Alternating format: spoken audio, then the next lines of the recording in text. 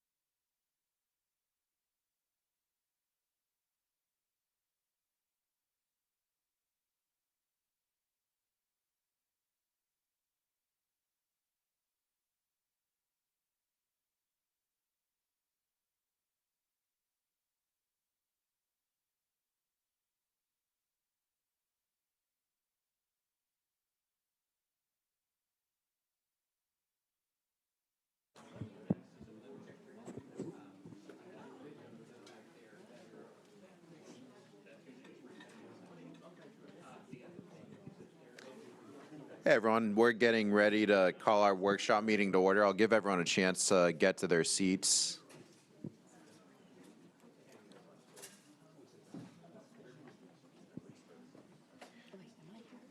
Thank you.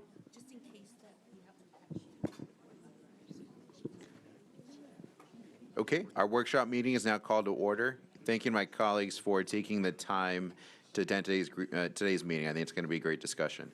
A few reminders. In the unlikely event that we need to evacuate, our assembly area is at the parking lot at the corner of North First and River Oaks, across from Starbucks as shown on screen. The nearest AED device is located in the main lobby by the security guard, and restrooms are located outside the double doors. Randy, could you please call the roll? Yes, sir. Abikoga, Here. Arenas is absent. Bozo is absent. Burt, absent. Candelas, absent. Cohen. Here. Young is absent. Foley. Here. Foley is present. Jane. Here. Thank you. Kamei. Kamei is absent. McAllister. Here. McAllister is present. Montano. Montano absent. Moore. Moore is absent. Mulcahy. Mulcahy is absent. Sell. Here. Thank you. Turner. Here. Weinberg. Here. Vice Chair Mahan. Vice Chair Mahan is absent. Chair Lopez. Here. You have a quorum. Thank you so much. We're on to item 2.1, which is to receive a presentation on VTA's Path to the Future. I'll make a few brief comments before turning it over to our General Manager, Caroline Gona.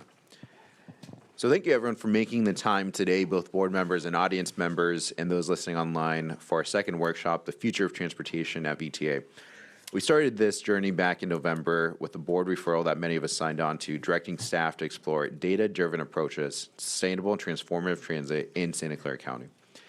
And since then, we've seen all the hard work that VTA staff has done, including their own expertise and bringing in new ideas through the response to that, including their passion for the transit profession and the people the agency serves. So I do want to hear all of our staff, which is extensive throughout the agency, who've had their hands on what we're about to hear today. We've heard about the large amount of data that transit generates and its uses to drive modeling, planning, and decision-making, and seen the need for greater investment in centralizing our data to make sure VTA is one source of truth when making critical decisions for our system as we make decisions about the visionary network and really reimagine what VTA is and what it can be. I'm excited today that we'll hear from VTA staff and two national leaders in transit, Jarrett Walker and Nat Ford. And with a significant engagement effort underway, many of which I've joined throughout the entire county, staff is going out in the communities and hearing what our cities and residents want out of a regional measure. So I know we'll keep an open mind, and I know we'll provide thoughtful input as we help inform the local investment plan, and remind us as part of a process which will come back to the board in May with more detail in June for action. This is a rare opportunity, and I hope we relish being on the board at this time as we work to change the narrative on transit in Santa Clara County by investing in VTA's core transit services with frequency and looking a step further beyond that to be a true leader in innovation, sustainability, and customer experience. With that, I'll turn it over to Carolyn. Great. Good morning, and I'm very happy to be here, and I appreciate the board for coming together for the second of the two workshops that we have on the future of transportation in Santa Clara County. And as we mentioned, we have two guest speakers today, and I'll talk a little bit about that in a minute. And I'm hoping we leave today feeling far more grounded on where we're going with our agency. The workshop referral topics in the local investment plan developments are essentially one and the same now, but the local investment plan actually sort of defines what we're planning on doing over the next 14 years. Not just if the revenue measure passes come this fall, if it gets on the ballot and passes, but also sort of a framework for where we need to go, irregardless of whether the referral pass, the revenue passes. We do need to make a real change in our business model so that we are sustainable. The local investment plan will program new sales taxes in the success, if it is successful, and it's built around the same three strategic areas that we talked about before at the workshop: foundation, reimagine, and transform. And like the first workshop discussion, we're focusing on the local investment plan discussion with our city councils, the county, the community organizations we've gone to, and the public around what those outcomes will be, what the measurable outcomes that every VTA investment should drive. And we've actually had that discussion about what are we trying to drive to? And that question that the staff is posing to the community and to ourselves is, does it grow the ridership? Does it increase productivity? Does it enhance customer service? And around that, really what we want to know is overall, does it drive our financial sustainability? Simple, focused, and meaningful input is what we're getting from our customers and from our future customers. And one of the things that we want to do is really be able to know who we can capture in the future by executing this plan, but also how do we continue to drive support for what we do here at VTA.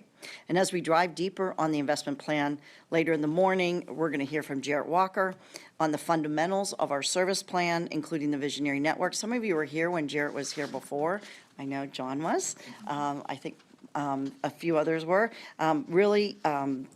It drove the service plan that we have out there today, but it also is the fundamentals for what the visionary network is that we're actually planning on continuing to move forward with. And it is what makes a transit system successful. It's matching service frequency to the market, matching service and land use, and optimizing how we allocate our human and financial resources.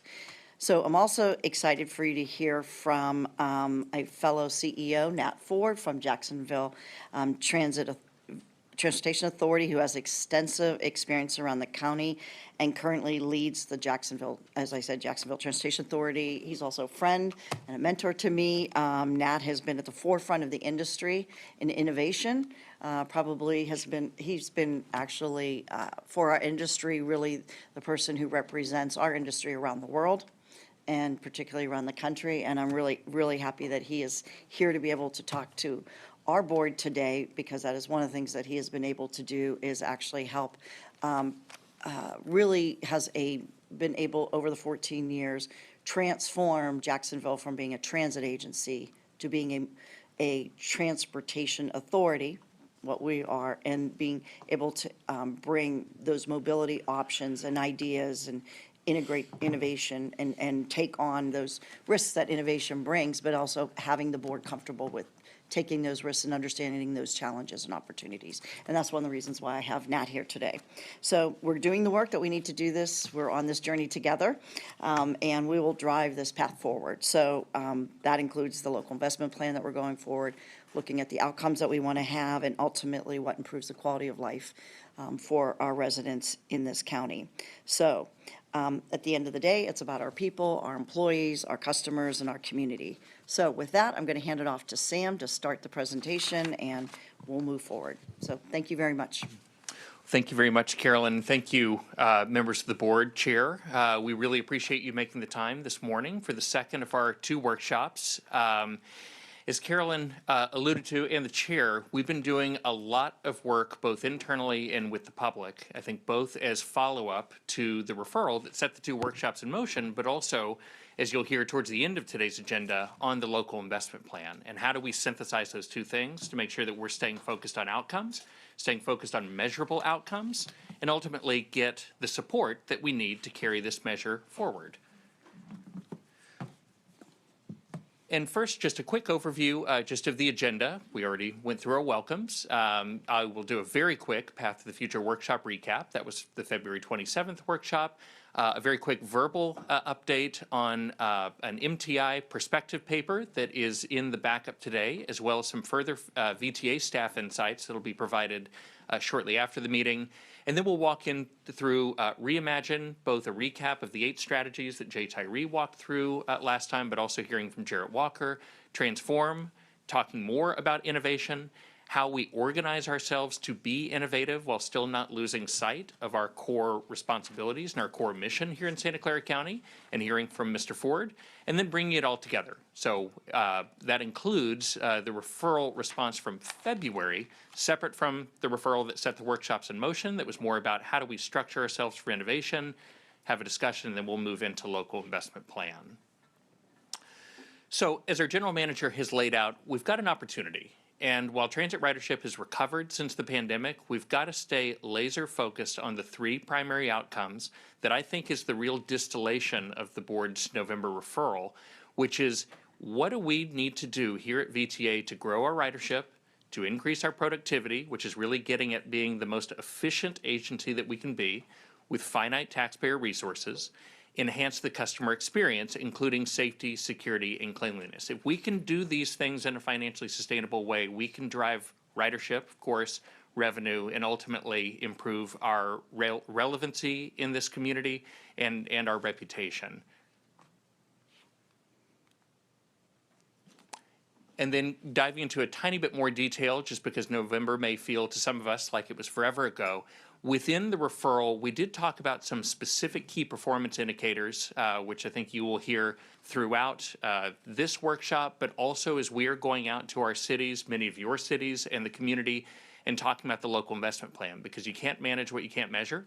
So how do we make sure we've got the right KPIs in place to make sure that we are staying on track and hitting these outcomes? And if we're not, how do we make adjustments? So increasing our ridership per capita, reducing our cost per passenger trip, improving our fare box recovery, which includes strategies for reducing fare evasion, improving safety, security, and cleanliness. As I mentioned, that one can sometimes be a little bit harder to put a quantitative metric on. Safety and security, certainly more than cleanliness, but we can also use our customer surveys to understand how are customers in the community feeling about the look, the feel, the perception of this agency. And then make sure that those KPIs drive financial sustainability and that decision making. And then we have our active customer experience and customer acquisition plan, which the board will hear more about in the coming months, because that will wrap towards the end of the calendar year. It's very, very exciting work, by the way.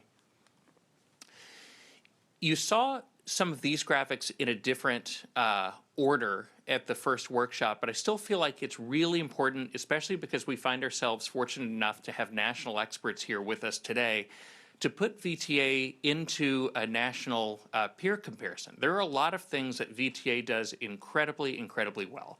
We were the agency of the year. I can tell you, having worked for 3 transit agencies now, being the APTA agency of the year is a very difficult thing to have happen, and it speaks volumes about the perception of this agency within the industry. But when we look at some of these outcomes that we're trying to drive, I think it's important to look at our ridership per capita. If we're going to focus on ridership as one of our strategic outcomes, we don't sit where we should be sitting relative to some of our peers, both within the Bay Area, within California, and then call it some comparable metro areas. Think Portland, think Seattle, think San Diego. So how do we drive that?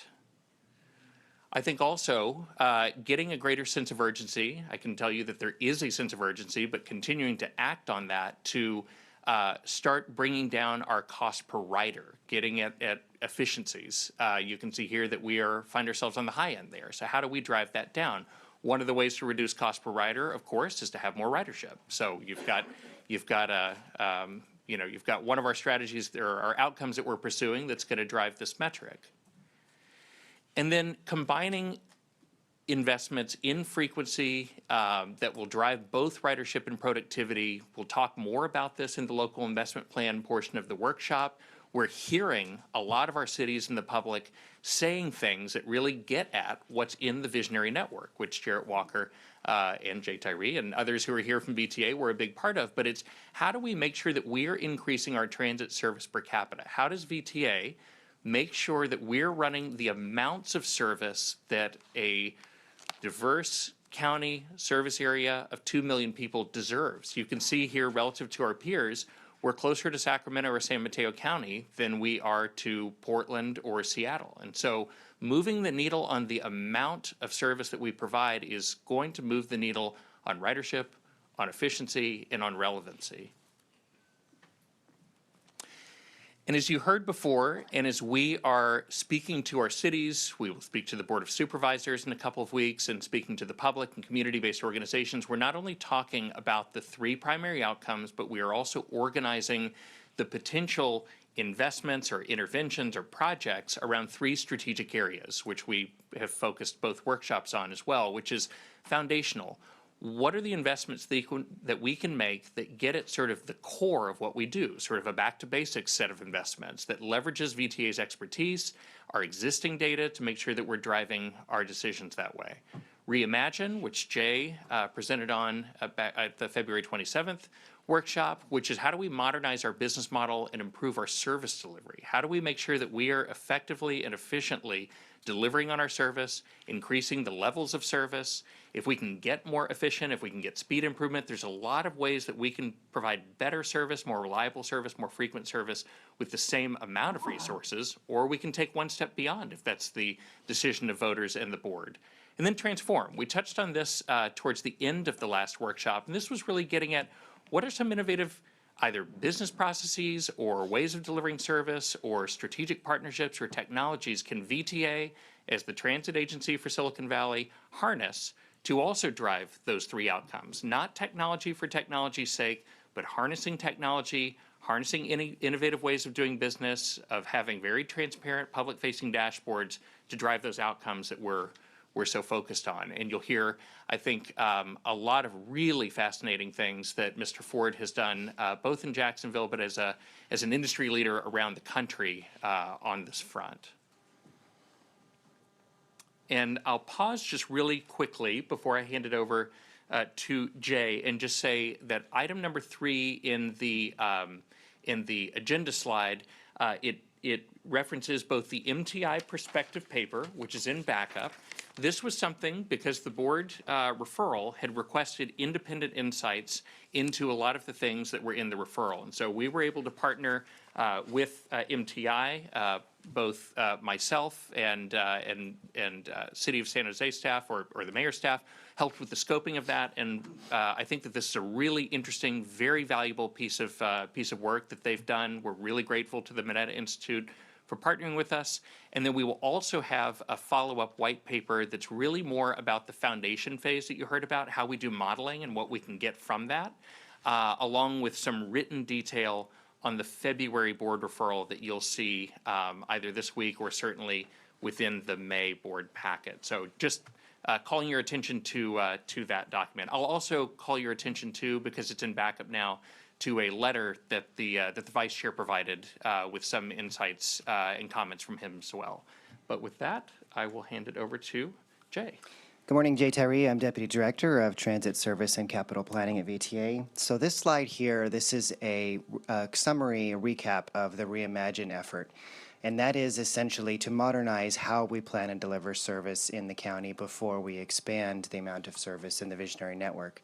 And I realize this is kind of a repeat that we just talked about again, but it is so critical to the sequencing of events here because it is a prerequisite of the visionary network to bring down unit costs, to make our service more efficient so that we are improving on our KPIs that Sam mentioned.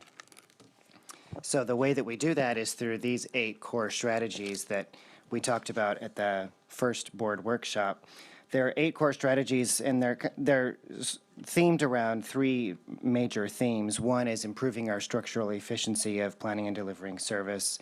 One about improving speed and reliability, so several of them do that. And then the third is growing ridership and our return on the investments that we make in the transit space.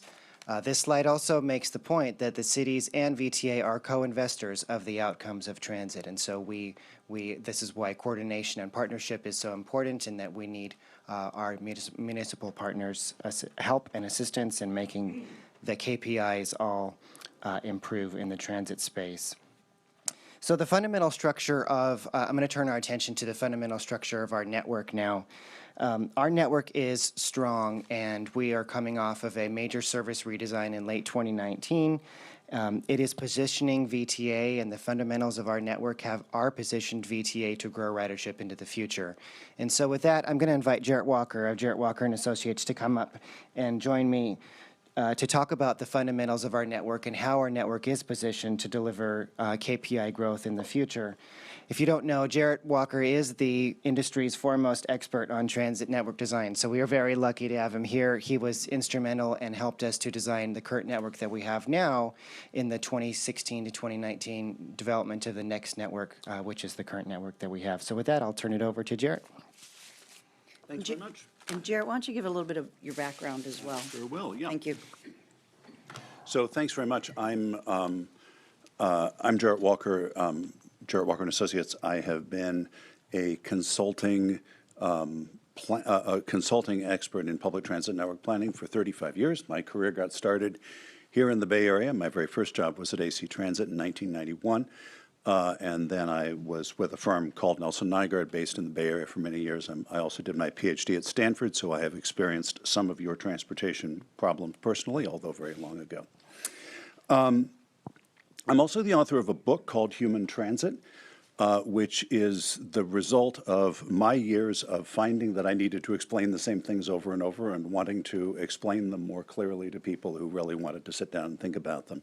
So if anything in my remarks catches your interest that you'd like to understand more deeply, it's all in that book, where I try to help people think through what are the trade-offs that public transit requires us to think about. How does the underlying geometry work?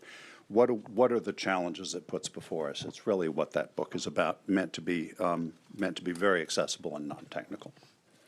So here we are in Silicon Valley. We're surrounded by inventors, many of whom are constantly telling us that something incredible is about to happen that we don't want to miss out on. And a lot of these inventors are in the transportation space, and a lot of them pitch to me all the time. They reach out to me, and I hear their pitches. And although there's a lot of buzz about the notion that one of these things is going to somehow revolutionize transportation and put fixed route transit service, make fixed route transit service obsolete, I'm here to tell you that that's mathematically impossible. It's not going to happen. And the reason it can't happen, the reason it would be a disaster if it happened, such a disaster if it happened that it won't happen, is the thing we want to pause on. The case for fixed transit is ultimately about the efficient use of space. Now, if you live in Los Altos Hills, you don't have a problem of efficient use of space until you get on the freeway.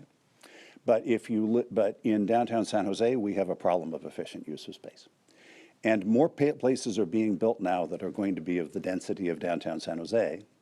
That's going to be more and more of what people live in as we fill in our communities, since there isn't much more room to sprawl.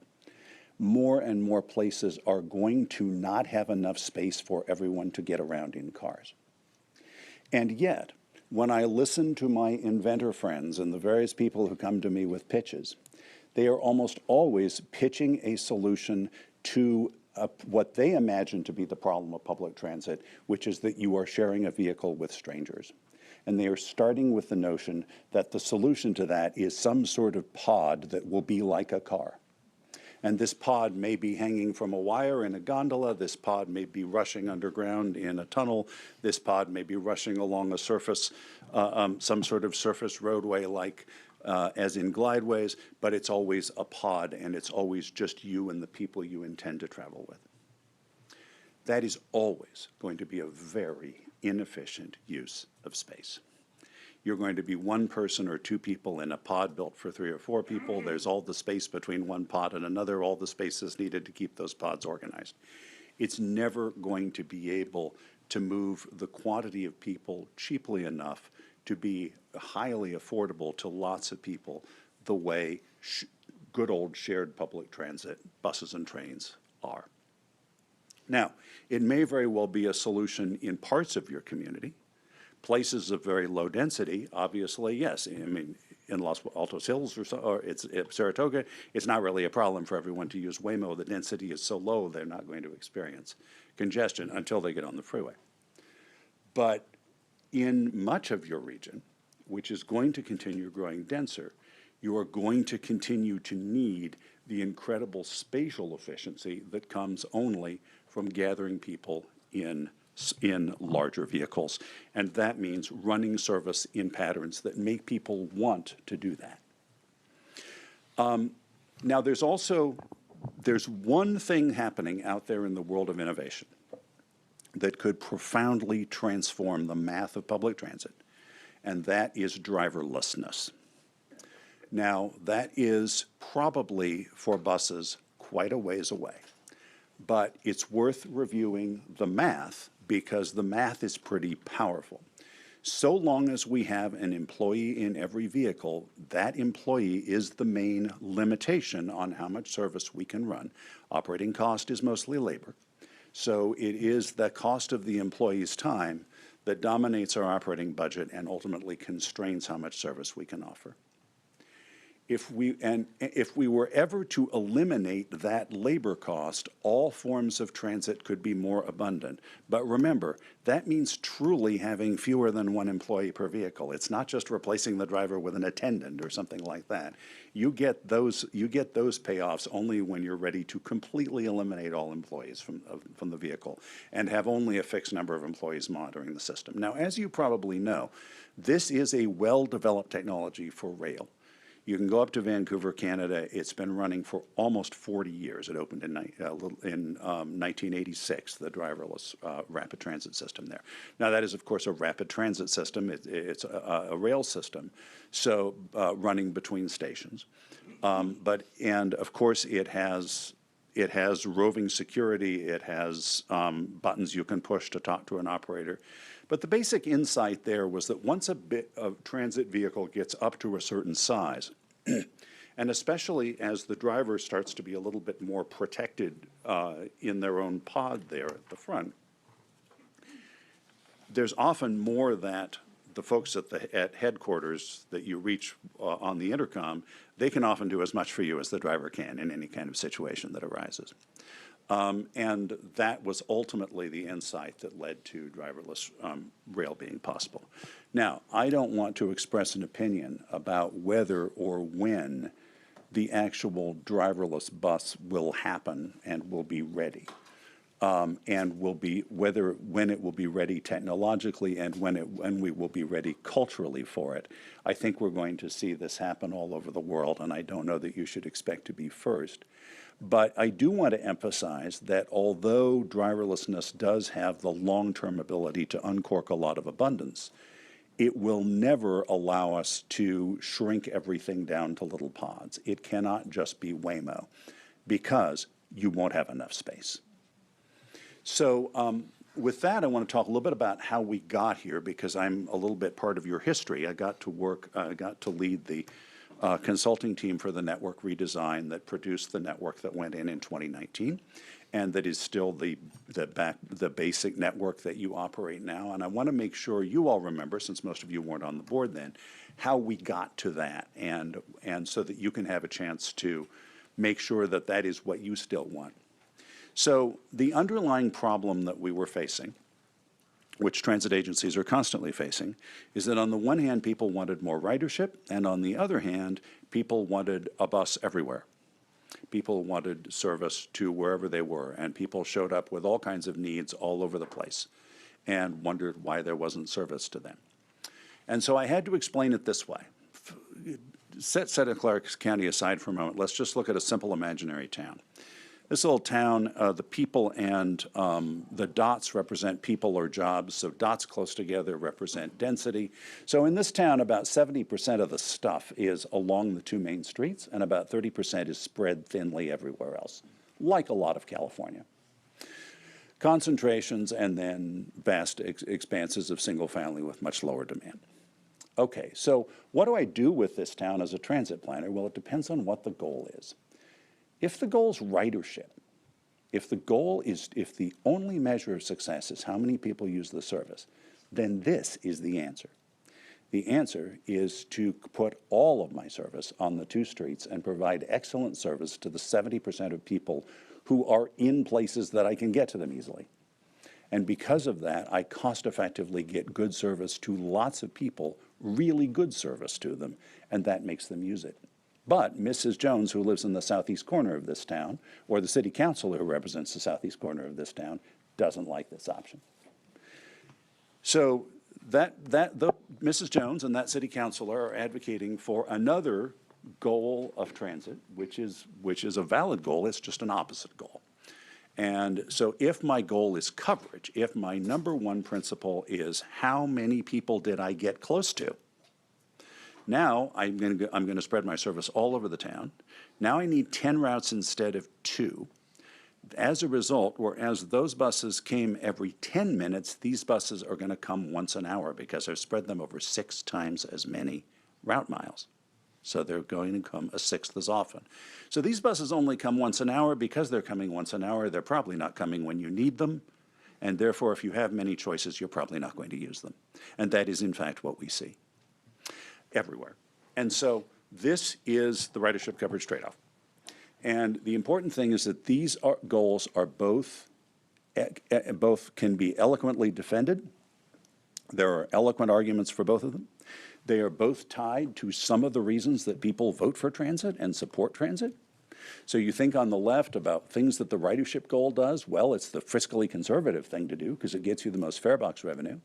But it supports dense and walkable development. It's the way you maximize the reduction of vehicle trips and the way you protect the economy from congestion. All the environmental benefits of transit arise not from transit existing, but from transit being used. On the other hand, it's very hard to be against access for all. It's very hard not to say, leave no one behind. But as soon as you say that, you're committing to a coverage goal. Now, that supports suburban low-density development, but it delivers lifeline access for everyone no matter where they live. So when people come before this board and talk about how badly they need a service, not how many people use it, but how badly they need it, they're talking about coverage. And finally, of course, your political geography, service to every city or electoral district, all valid reasons for coverage. So we had this conversation, and we spent a year on this conversation with the community.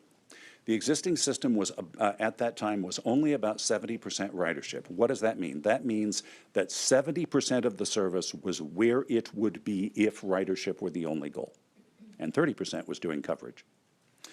And so we asked the board and the community if that was the balance they wanted. And so what we did was to design 3 concepts showing what the network would look like if that were 70, or if it were pushed to 80, or if it were pushed to 90. And those very specific maps of the whole network, and you can imagine the 90% network, the most frequent service, and the most white space where coverage had been removed. We asked the community how they felt about the trade-off that those maps illustrated. And we did this with actual conceptual maps because we didn't want this to be an abstract conversation. We wanted people to see how this affected their neighborhood and their community and their commute so that they could both have a selfish reaction but also experience the relationship between these concepts and the big goals that VTA has to think about. And that led, ultimately, to the adopted VTA guideline, which VTA continues to follow, which is that your split is about 90-10. And if you look at your map right now, there continue to be a few coverage routes, Southern Mountain View, Almaden Valley, some things wandering up into the hills here and there, which are coverage routes. And they cover a lot of territory, but they're only 10% of the budget. The 90% of the budget is running routes that have the potential for high ridership. And those are mostly the red lines on this map, the high frequency network, although some of the blue lines have the potential to go into red lines. But here's the amazing thing. We finished up this work in 2018. The board adopted it. It got implemented on December 30th, 2019. And we had 2 months of data before something big happened. But in February 2020, which is sort of the last month of the old world, ridership was up 6% from the previous year. Now, I have to tell you, as somebody who's led lots of network designs, that's an amazing statistic. Ridership is usually down right after a network redesign. And the reason it's usually down is that people who are negatively impacted by the redesign disappear immediately, but people who are positively impacted take a long time to discover it. And so I'm always warning clients, expect a downtick and then a slow rise, and don't judge your outcomes for a year or two. But whoa, 6% in the first year, amazing. And I think that's evidence of the fundamental strength of this network and why I want you to continue to feel confident in the basic structure of this network. Now, what's happened since then? What's happened since then is a transformation in transportation demand, which for the most part, this network is well suited to. And the reason is that the core investment here is not lots of rush hour service for briefcases going to offices. That's the market that's disappeared.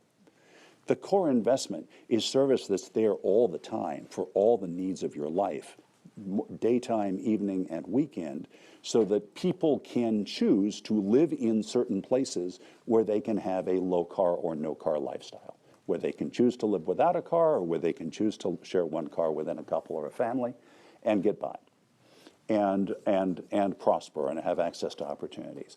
That's what this network delivers, and that's what the ridership continues to reward. Obviously, when you just compare to your ridership in the old world, of course it's down, because the whole briefcase commute disappeared and it's not coming back in the same way. But what was going on before was always the thing you could really count on, that all the time demand. And that's what you can continue to grow. That's what you can continue to grow by continuing to invest in good, frequent, reliable service following patterns of high demand. So why did it work? I want to emphasize it worked not just because it was a frequent network, because it's a frequent grid. And there's something really cool about grids I want to explain. The idea behind a frequent grid is that north-south lines coming frequently intersect with east-west lines coming frequently. And every time they intersect, you get this wonderful everywhere-to-everywhere travel pattern that's possible. So that wherever you are, absolutely any point A in a frequent grid, and any point B you might want to go to, the way you get there is the same, which is that you walk a short distance, you don't wait very long because the service is frequent, you ride, you get to a grid interchange point, you don't wait very long because the service is frequent, you get on the other bus, you ride, and you walk. And those are the directions from anywhere to anywhere in a frequent grid. This is how the Los Angeles network works, this is how the Chicago network works, and to a large extent, despite the fact that you don't have the densities of those places, it's how your network works, and we've been able to make it work pretty well by really, really investing in it. And a lot of why we've been able to make it work so well is the board's decision to spend only 10% on coverage, which gave us the resources to really make this network extensive and successful. Now, I want to just spend one more moment on the remarkable correlation between productivity and frequency. And this is really why a ridership network looks as it does. Because I showed you right at the beginning, what would I do with that fictional town if my goal were ridership? I would put all the service on those two streets. Why? Because I'm getting a non-linear payoff from frequency. And you see it here. This is every time our firm does a study of a transit network, we take all of their route-by-route data and keep pouring it into a database. And it's got about 26 cities in it now. So these dots are various routes in various transit agencies around the country, including yours from when we did this project.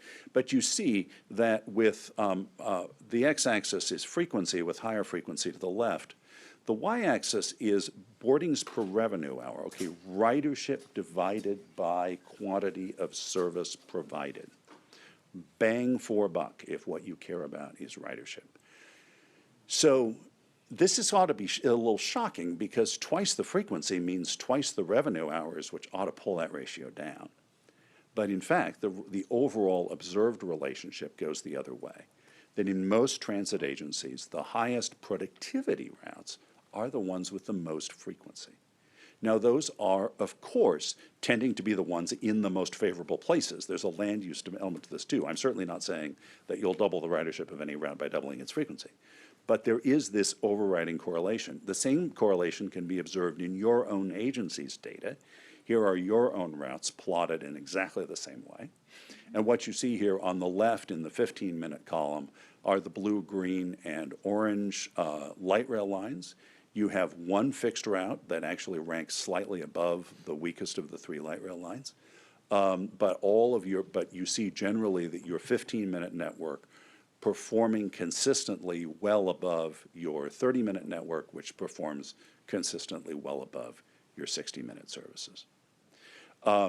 So your own network is showing us the same outcome that we see in every network I study all over the world, frankly.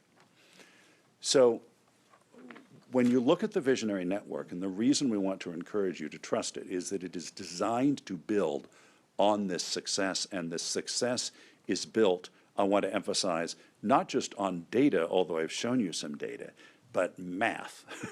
There's some math about why it is that a high-frequency network concentrated in places of high demand gives us the most useful service, which, not surprisingly, is the service most people use. And I want to emphasize that it's math and not just data, because data will change, but math won't. And no inventor is going to change those mathematical facts either about what fits in the limited space of a city, in a dense city. And so I want you to feel confident that there is math underlying this and not just data. So the visionary network builds on this success, first of all, by further intensifying the frequent network, in many cases going up to 10-minute frequency ultimately, but first of all, investing more in the weekend. The weekend has been, ever since the pandemic, the weekend has been the best low-hanging fruit for almost every transit agency I've worked with. Almost every transit agency I've worked with has found they were underserving the weekend, and found that investing in the weekend was a really quick way to bring lots of ridership back. And it's easy to remember, now that we recognize that we are thinking as about our primary customer as, not someone with a six-figure salary and a briefcase and a car in the driveway, but somebody who's in some other sort of state in life where they're traveling all day, they have some reason not to use a car, but we still need to provide useful service for them to use it. Now that we're thinking about them, it makes all the sense in the world to be there on weekends. If you work at Walmart, you work on weekends because it's all hands on deck on Saturday, right? Think about all those jobs that actually peak on the weekend, and how few people in those parts of society get weekends off. And you realize how important it is to have a consistent pattern of service where ideally it is exactly at the same schedule, the bus coming at the same time 7 days a week. And that we have seen huge payoffs whenever agencies have been able to do that. The other thing is that there are some corridors that are currently at 30 minutes, they're not in the frequent network, that I would love to see at 15. In fact, many of the lines that are currently blue on your map running 30-minute service have the potential to succeed at 15. And so there's the possibility of starting to enrich the frequent network. Now, as you all know, for example, your network has a rather strong lean to the east. There's a lot more frequent service on the east side of the valley than on the west side.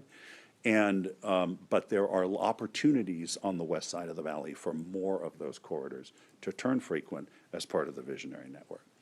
And finally, the continued allocation of just 10% of service to low ridership coverage, which can be either fixed route or microtransit, but is in any case service for which you do not expect ridership, service for which you have to agree not to yell at Carolyn about the low ridership of that 10% of the service, because ridership is simply not its purpose. Its purpose is to be there for people who particularly need it for whatever reason in places where ridership is geometrically not a realistic outcome. So those are my comments. I certainly welcome any questions. Thank you. So I'm happy to, we have more of the presentation, so we'll keep going before we have public comment, but I want to come back to the board for any questions. Carolyn, do you have something? I want Jay to just recap a little bit on this piece, and then we'll go to questions. He has 2 slides with some more data specific on the visionary network, and then we can take some more questions. Great. Thank you, Carolyn.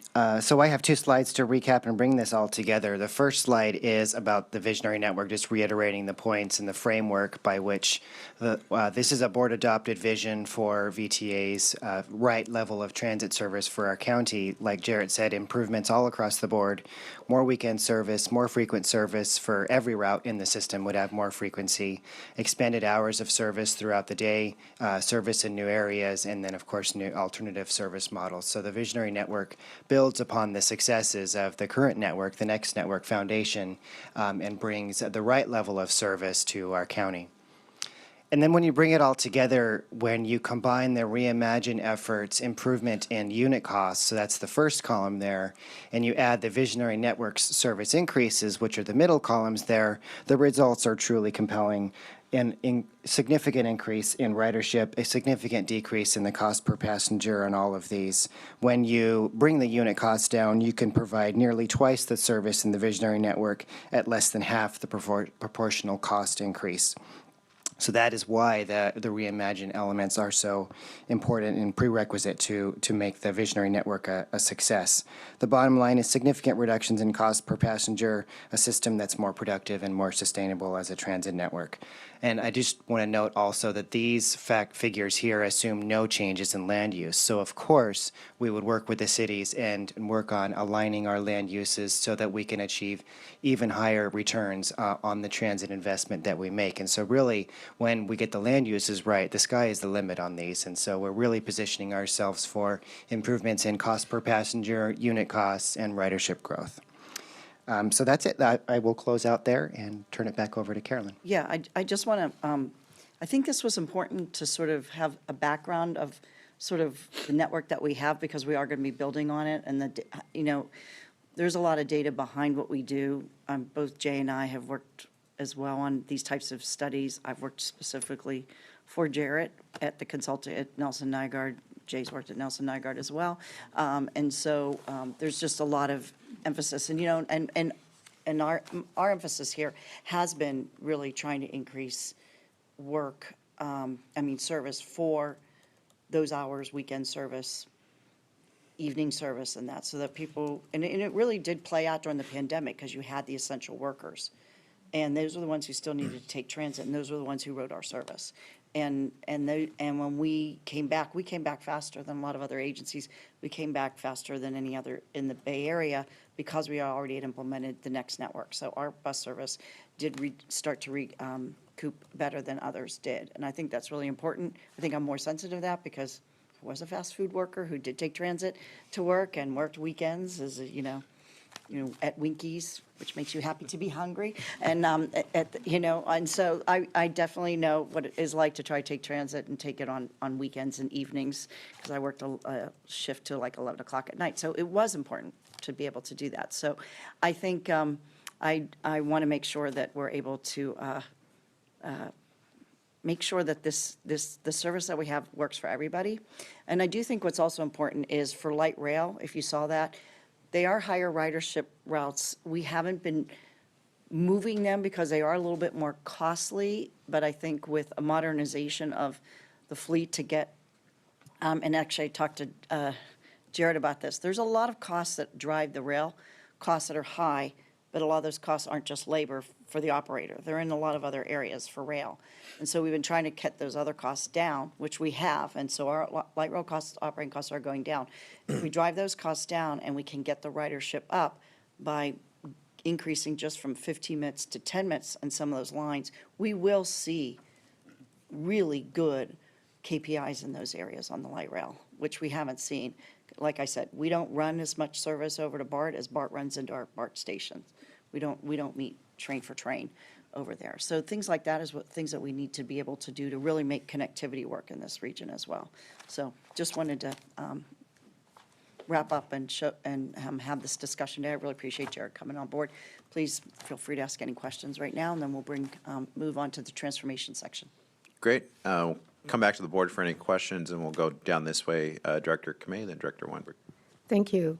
And I'm glad, Jay, that you talked about coordinating with the cities in terms of land use. But, it just seems to me that there's a bit of a disconnect between where people want to be and where do they want to go, and the areas where higher densities are happening. Of course, we've been following a lot of the along transit corridors, the high, like the rail areas and all of that.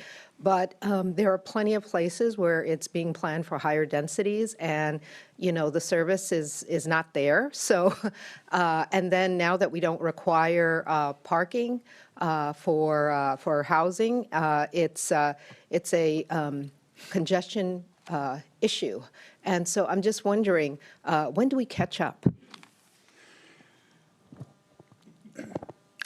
That's a great question. I would point back to the level of service that we provide for our county, and I hope this message is very clear that we do not provide the level of service that this market warrants today. For land uses today, there are places that we are developing, whether it's in Cambrian area, where we are putting developments in, and we just don't have the resources to provide the level of service that we should be providing to support that land use and the development activity that is occurring. So that's why the Visionary Network establishes that baseline of this is the right level of service for the county. That's why that, like Jarrett said, there are lines on the map, like the Cambrian area, for example, that are currently at 30 minutes today. Those really should be 15 minutes to better support the land use densification that's going on in a lot of these areas. Whether it's the 21 going through Mountain View and up to Palo Alto. We'd love for that to be a frequent route. The 40 in Mountain View is another great example. I'd love to make that frequent. We just don't have the resources. We've used every penny of resources that we have, and it's just not enough for the market. So that's what the Visionary Network would do. Can I say one more thing on this question? One of the great things about VTA is that you are all by and large supervisors or city councilors, which means you are part of VTA's relationship with the other key partner that controls these outcomes, and that is the city planning function. And when I look around this region, I see lots of examples where very high-density places have been built and transit has been an afterthought. And that's not VTA's fault. You know, there's a need for the cities all to have embedded in their cultures that you just do not build four-story buildings without thinking about how transit's going to work and thinking and making sure the streets are designed so that transit can really get through. So I would point, for example, to the Rivermark development in Santa Clara, just because I happened to stay there last time I was here. Safeway, tall buildings, walkable street, everything you would want, but buses can't get into it. And so when you want to take the bus there, you have to walk out and cross Montague Expressway as a pedestrian and stand on Montague Expressway. We're not going to do that. So there's that sort of thing where just a little more thought would have made it easy for the bus to get through, and we would have then had the opportunity to provide really good transit to a place that, because of its density, we knew was going to generate really high demand. You know, I could point to Communication Hill in San Jose, you know, very, very high density up on a hilltop in a place where it's going to be awkward to get transit to. So the need for the city master planning to be thinking about where those frequent network lines already are, or at least where the blue lines are, which should easily be turned up, and be thinking clearly about what transit is going to do in this site before you decide that that's the place for 4 or 5 story buildings. Because I, as a transit planner, can tell you that all over America, I have found myself drawing the most dysfunctional squiggles that buses have to do in order to get into the cul-de-sacs where 5-story buildings have been built, because nobody who designed those cul-de-sacs was caring about transit at the time. So sorry, I was constructively triggered by your question, and I hope that's a helpful dimension. No, that's great. I mean, I know that there needs to be a coordination, but you know, the thing is that from my experience, the transit seems to lag. And it's you know, we allow these buildings to go up and say, well, you know, it's coming, the transit is coming. And somehow I think there needs to be a little bit more coordination. Absolutely. And, you know, I mean, in the city of San Jose, we're doing the update to our general plan, our 4-year update to the general plan. And, you know, I don't hear anything about transit. And so I just think that it needs to be a little bit more comprehensive and much more involved if it, in fact, is going to be a visionary system. So thank you. Yeah. Thank you, Director Weinberg. Thank you, Chair. Thank you very much for this presentation. Mr. Walker, I found your presentation absolutely fascinating, and I plan to get a copy of your book and read it. I mean, you've done a very good job of I think, identifying this from a very high level. Mm-hmm. I have 2 questions for you. One of the first one is, given your model and given that the goal is to get as much fare box recovery as we can and to provide as much coverage as we can, how do we identify how to do that with the understanding, of course, that we have a finite amount of resources? Should we be investing in more high-tech buses that are more expensive but are more reliable, or do we want more buses that maybe aren't as reliable? Should we be investing in more in mechanics and operators? I mean, given that model, and maybe that's beyond the scope of what you've presented today, but how do we identify where the resources go in order to maximize whatever model we end up with, whether it's 90-10 or whether in the future it's going to be something else? And then my second question has to do with the grid.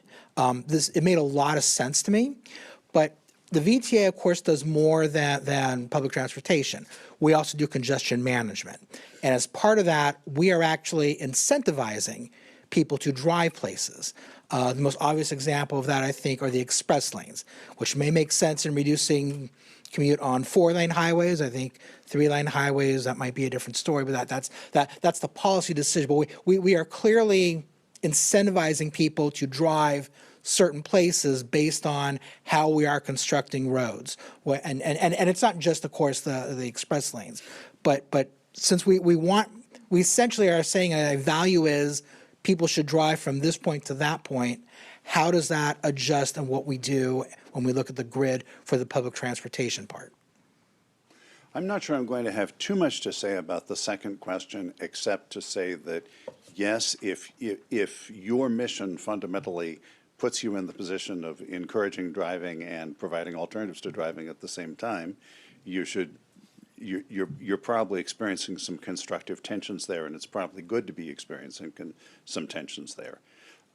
You do have, every time you make a decision to make driving easier, you are making a decision to lower ridership. I think that's fair to say. Now, there are lots of places where transit is not going to be competitive with driving. But still, overall, a system that is managed for the convenience of motorists is a system that is not managed for other people, and the effect of that is going to be lower ridership than you could have. Now, in terms of the first question, I think the first thing is you need to be always watching the ridership and coverage sides of the ledger separately, because they've got different measures of success. So over on the coverage side, what we're trying to do is not attract lots of riders. What we're trying to do is touch lots of places, touch lots of and particularly places of particular need, and so that's what we measure. And so sometimes, for example, when we'll be having debates about microtransit versus fixed route service, and microtransit may, in some cases, be lower ridership, but it's going to be low ridership whatever you do. Sometimes we use microtransit instead of fixed route because it touches more places, and because that's the measure, that actually can make sense as opposed to fixed routes. But that is an example of a conversation that happens on the coverage side of the ledger. Over on the ridership side of the ledger, which is, of course, 90%,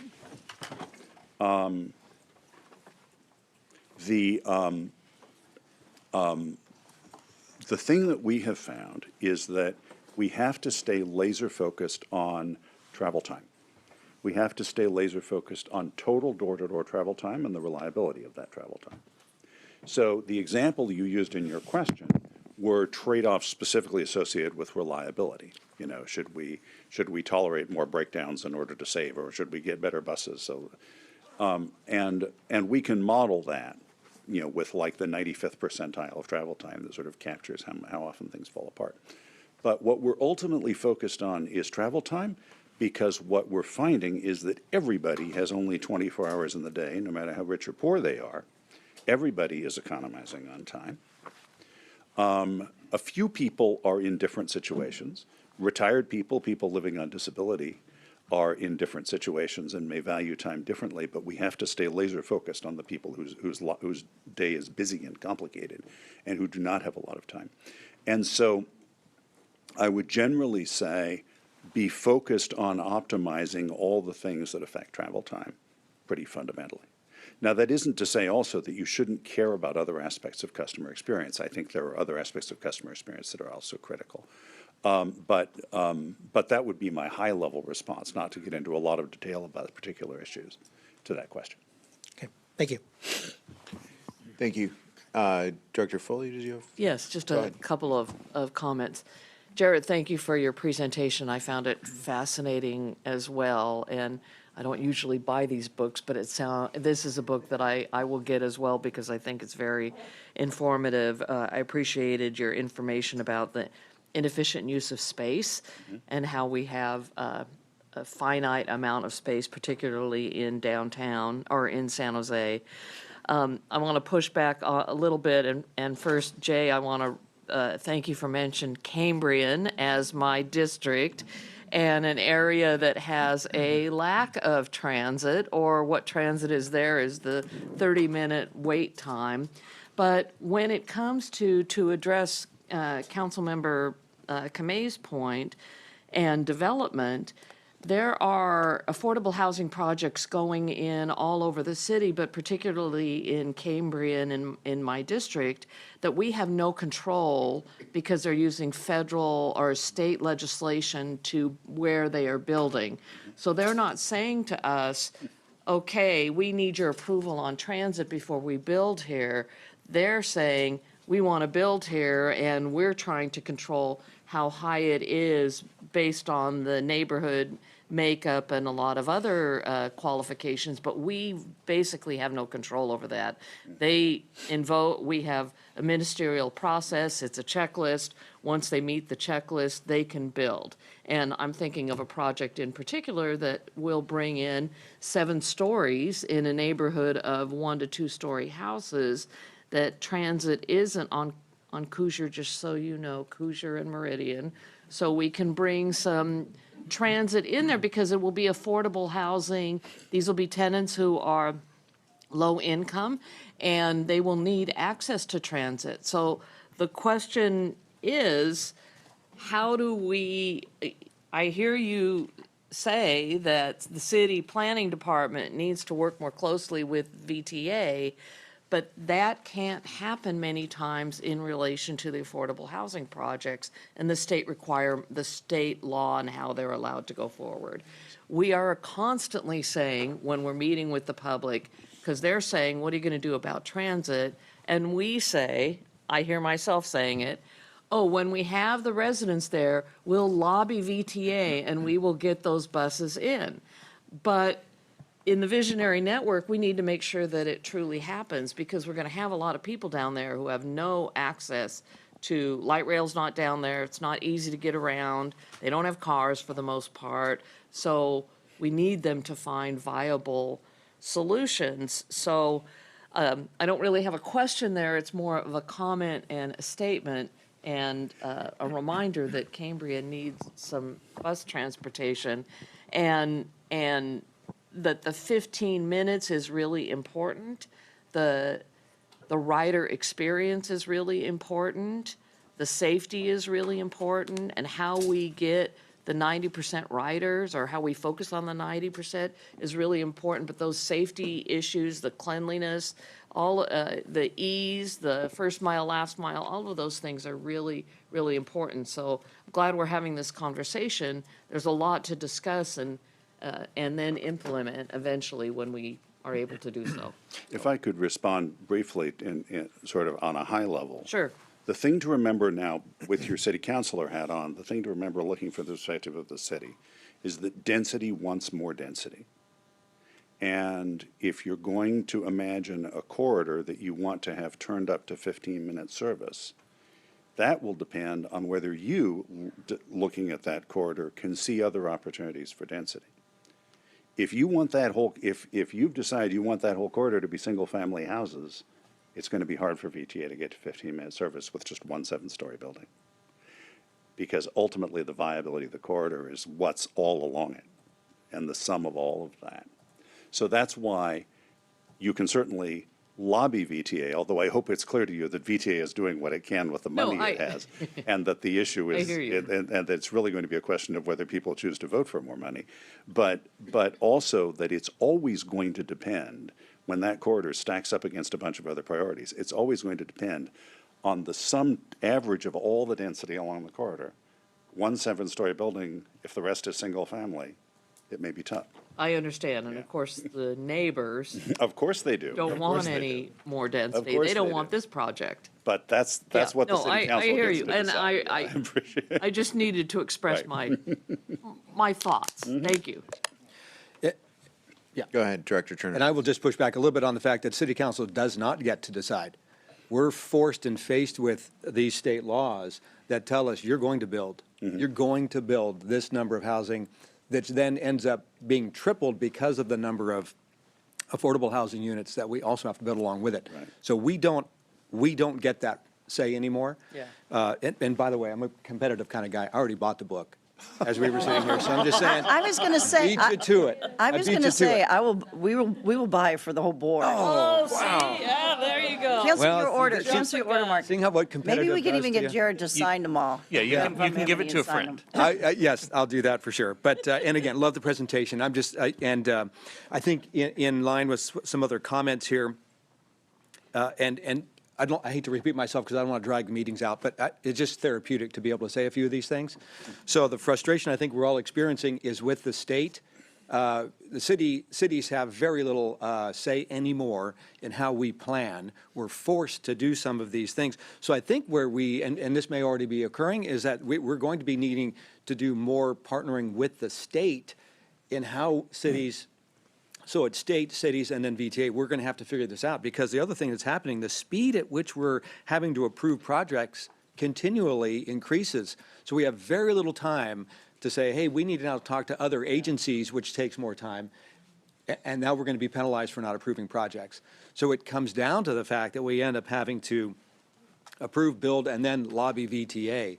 And where we have these greater levels of density, and the fact that we would want to improve the speed at which these buses travel up and down, then triggers the 15-minute high-density corridor, which then says, now you're going to build more density on those corridors. So it really is a very difficult challenge. We all hear from our constituents, they are tired of the high-density stuff. I'll just put it that way, that we're being forced to have to build, and we're dealing with it day in and day out. And so it becomes a challenge. I agree, we have to improve. I think to your point, you've got to increase speed by which, that's how you improve a lot of the customer service. You get more ridership. It's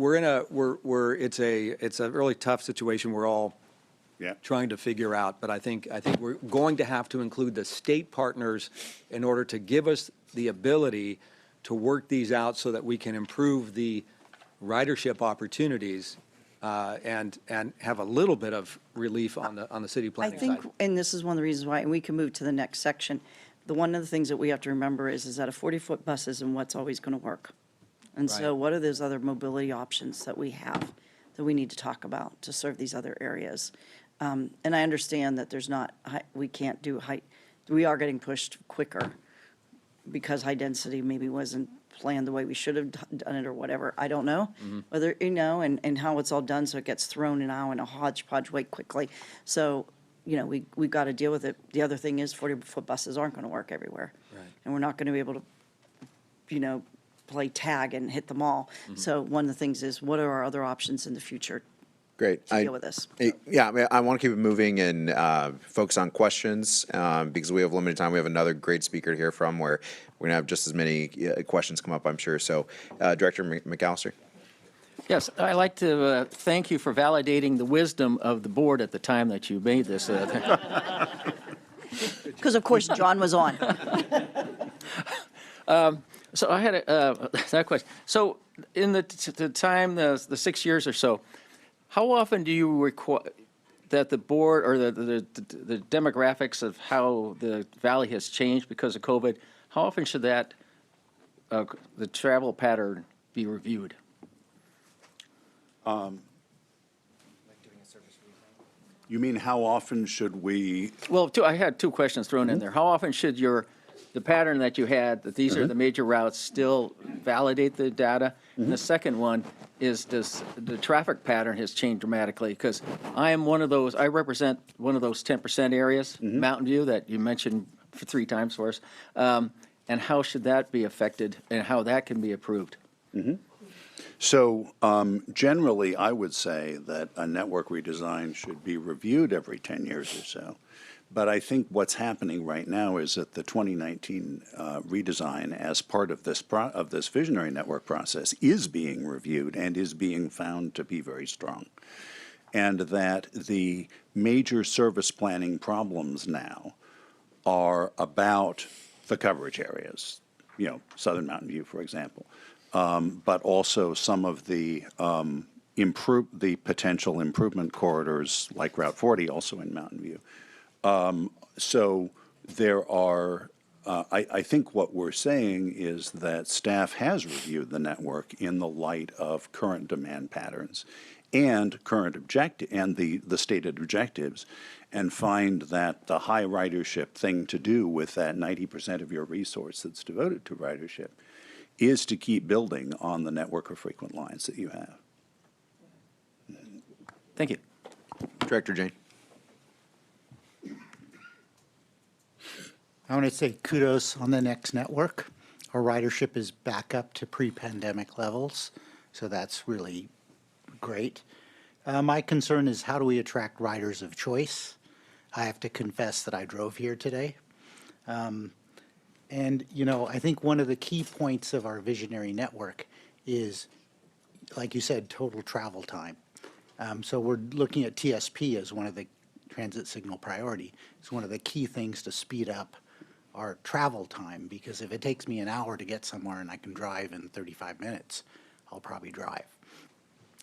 So I like the emphasis on TSP. It also reduces our costs, because if the bus gets there faster, it turns around and we use less buses on our network. So, but our light rail average speed is 18 miles an hour.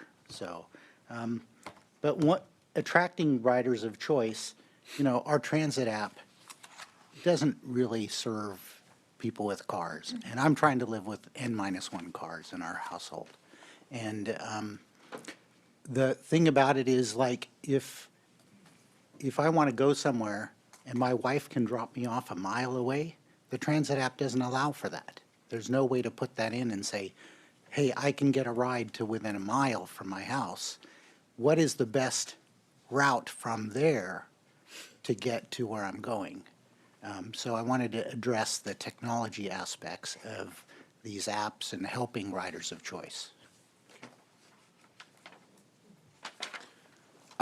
Jared, do you maybe just briefly, because it could be its own topic, but want to address just riders of choice and how we should think about that?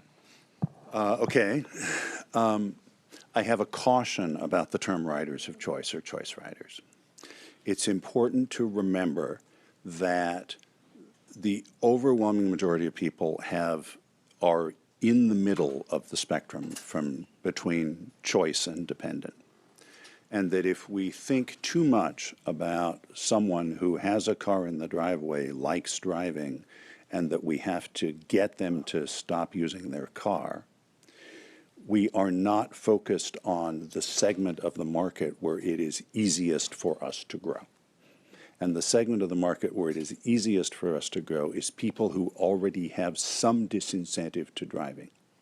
So they don't necessarily have a 2026 car in the driveway. They might have a 1990 car in the driveway that they don't really trust. They may not feel safe driving. They may have there are all sorts of reasons for people to not want to drive. And it is very important then, as we think about all of those people, that we not categorize them as dependent. Because what we found, particularly in the late teens, was that when we looked at riders without cars as dependent, we started losing them, because there were lots of predatory car loans out there, and in the late teens was a time when a lot of low-income people got cars because transit stopped working for them. So the warning I have about the terms choice and dependent is that they entered the lexicon, they've entered common discussion, but they ultimately date back to 1970s transportation modeling and highly oversimplified assumptions that were made back then when there frankly wasn't enough computing power to make models very subtle. And that's where that idea that people are either choice or dependent first came from. And what I always want to emphasize is where we actually win is in the space in the middle with people who are kind of choice, kind of dependent, and that it's important never to assume that someone is so dependent that they'll put up with your service no matter how bad it is. That's my caution about that term. Thank you. Keep it moving and then go on to the next speaker. Director Sell, did you have a question? Yeah.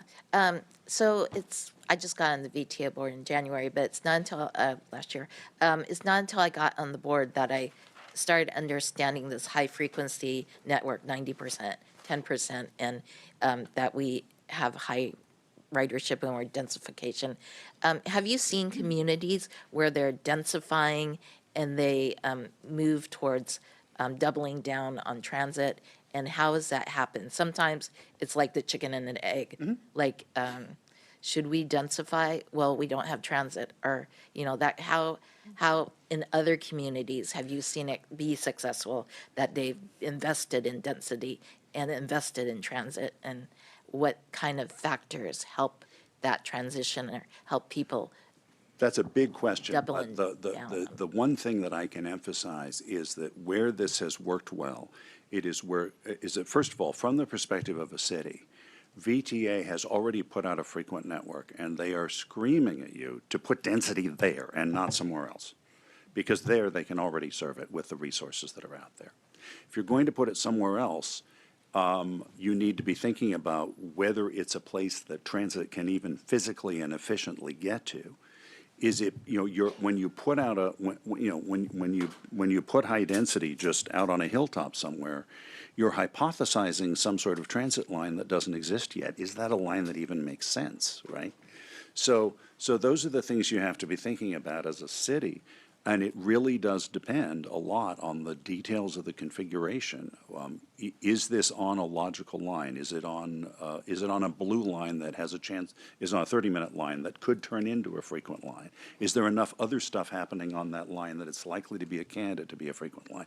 Those are the kinds of things that I think VTA staff is eager to work with the cities individually on to help them think about, to help them make the best choices. Okay. I think a case study would be a good example of that. Like here, we had like hourly, half an hour line, but we put in 2 7-stories there, and VTA responded with 15-minute whatever. Wow. That would be great. Thank you. Director Abbott-Koch. Thank you for the presentation. Very interesting. I've been pondering about transit for, I've been on VTA, I guess, now for almost 20 years in some form, but more recently I've had the chance to go to Asia 6 times in the last 3 years. So I've really been looking at it from that lens of especially Japan, which I think is the pinnacle of transit, and how they do it. But my conclusion has been for a while that frequency is the way to get ridership. And I guess just my vision was 10-minute headways. And I don't know if there's a difference between 15, 12 and a half, or 10, but I'm assuming there's some modeling that can be done to see like what the optimum is. But I often think about taking transit even here. I can taking light rail, but coming is fine if I could just look at the schedule and time it. The problem is if it's coming every half hour or an hour, maybe even 20 minutes, and I don't know when this meeting is going to end, that becomes a challenge. And that's why, for me, that 10-minute frequency would make a huge difference in getting someone like me, and I'm probably more of a choice rider, but to ride. So, yeah, I don't know. I mean, are there your thoughts on like what is the optimum frequency? Sure. We go quick 3 answer. minutes. There's 3 minutes in places like Tokyo, but someplace for us. Quick answer. 15 seems to be a really powerful threshold where ridership starts taking off. That's why we originally defined the frequent network as a 15-minute network. I'll tell you a story from, in Portland, Oregon, we proved this in 2009. We went through a service cut where we cut all the 15s to 17, and ridership went over a cliff. Really? You look at that in percentage terms, you think 15 to 17, a huge difference. So 15 is really important. Hold the line at 15. Then from 15 up to about 7 or 8, you continue to get a nonlinear ridership payoff as you improve frequency. That's why the visionary network suggests going to 10. Once you get better than about 7 or 8, you stop getting a ridership benefit from the frequency, and at that point, frequency is just capacity. Okay. And so when you see 3-minute headways in Tokyo, you're probably seeing capacity. You're probably saying Yeah. they need that many buses to carry all those people. Sure. Okay, great. Thank you. You mentioned weekend service, and I noticed in our ridership numbers, Sunday service is actually going down. Do you have why that's happening? That's just ridership is noisy, especially on weekends when there's fewer weekend days in a month, and so you're going to see ups and downs on the weekends. I would not say that ridership is going down on Saturday or Sundays. In fact, Saturday and Sunday ridership on VTA is higher than it was pre-pandemic. Because I know across our Saturday is higher, but Sunday has been going down pretty consistently, even during the 49er season. So I've just been wondering the last 6 months or so, I've noticed that. So. There are some trends that are happening on the rail service that might indicate that, and there's also some issues with our ridership counting that we're looking into because our ridership APCs, the equipment, might be producing some weird numbers, and so stay tuned on that one. Okay, all right, thank you. And I do agree that there is a need for coordination of housing and transit, and that's really the challenge now, as you've heard from the rest of the board. We don't have as much control. The state is taking away our city's tools to even find ways for funding transit. You know, we've often talked in Mountain View about like a transportation fee, but the state is eliminating the ability to do that. So that's where I think we're really challenged, and we need to do more state advocacy to get the state to understand the real need for coordination of the two sources. I see that one thing I learned is also in Asia is that you build the transit and then you build places for people to want to go on transit, and that's the beauty, that's the magic. Our challenge, I think, with light rail is that it was built, 40 years ago? And when I look at the section in my area, North County area, it was built around the business parks. Now, given the situation with office and COVID, it's pretty empty there. And we can look at, like, Mountain View, Sunnyvale, and I think we are starting to look at building housing out there. But even if you build housing, you still have to build places for those people to want to go. And I think that's really the big challenge is where, building. And then I hear, we have a different generation, and I think about the plight of retail. More and more I'm hearing, like in our community, that people just want to DoorDash everything and they don't really need places to go, so retail struggles. And yet when I go to Asia, all of these places, the transit stations are retail hubs. So what do you see here as a difference in these cultures? Or I don't know what it is, but how do we continue to create places for people to want to go on transit? That's an enormous question. It's probably more than I can address right now.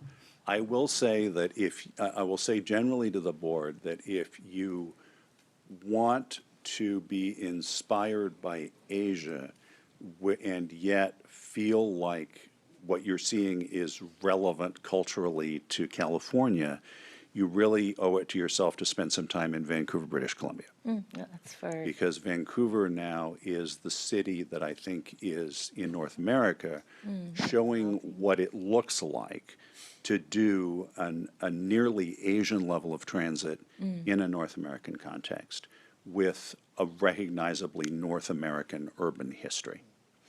And I would emphasize that because the Vancouver area is not just a dense city like San Francisco, which is what Vancouver is, but it also has a large suburbia. It has a large area built relatively recently with big, wide, fast streets.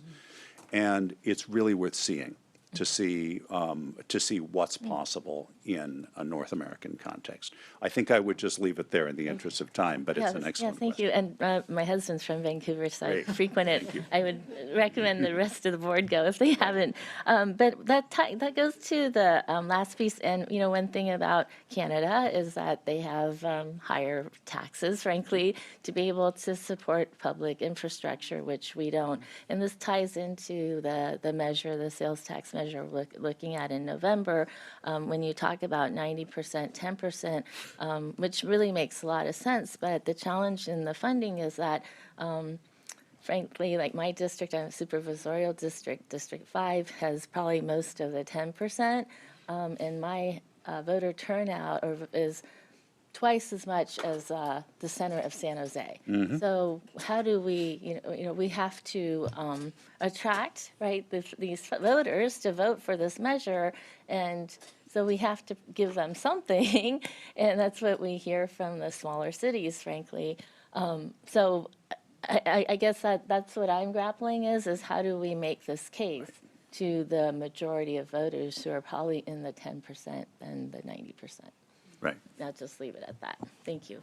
Great, thank you. And then just to briefly wrap us up, over to Pat. Thank you. So I apologize if any of this I missed, but your presentation really is focused on our network of our buses, our light rail. But I think of a network differently, and I know you must to some degree as well. But it is a real network is bicycling and pedestrian micromobility, interconnectedness with other transit systems, and that I can't think of our network effectively in isolation. When I look at what I'm most familiar with in Palo Alto, we have on Caltrain the highest boardings outside of San Francisco for really two main reasons. Not because we have transit-oriented development that is denser than others, perhaps less dense.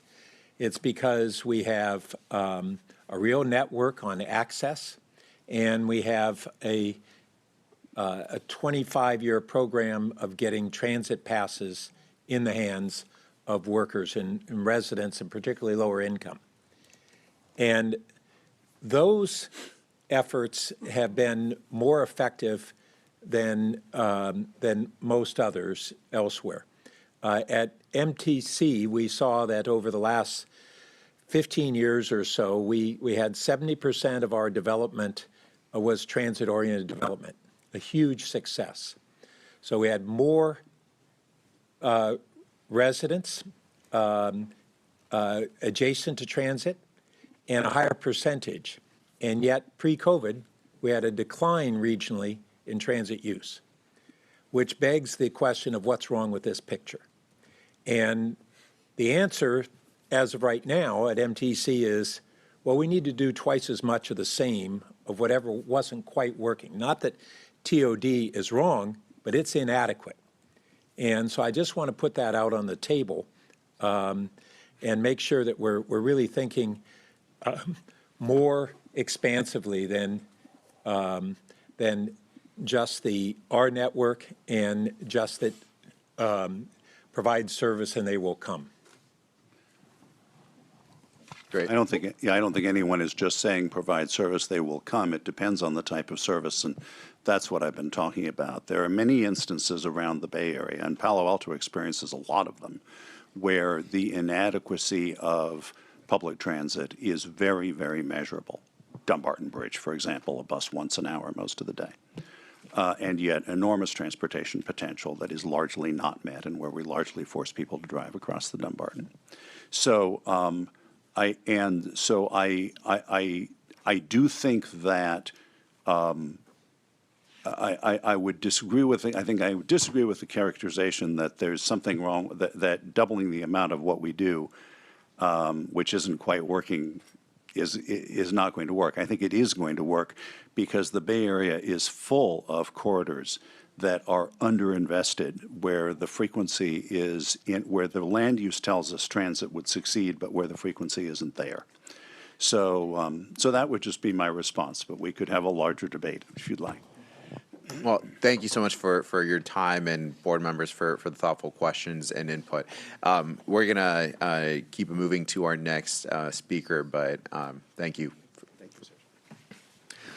Well, thank you, Jarrett, Jay, and members of the board for your questions and comments. We've got a lot of good notes here, a good amount of follow-up. I want to transition over into our transform section and welcome Mr. Nat Ford, who is the CEO for the Jacksonville Transportation Authority.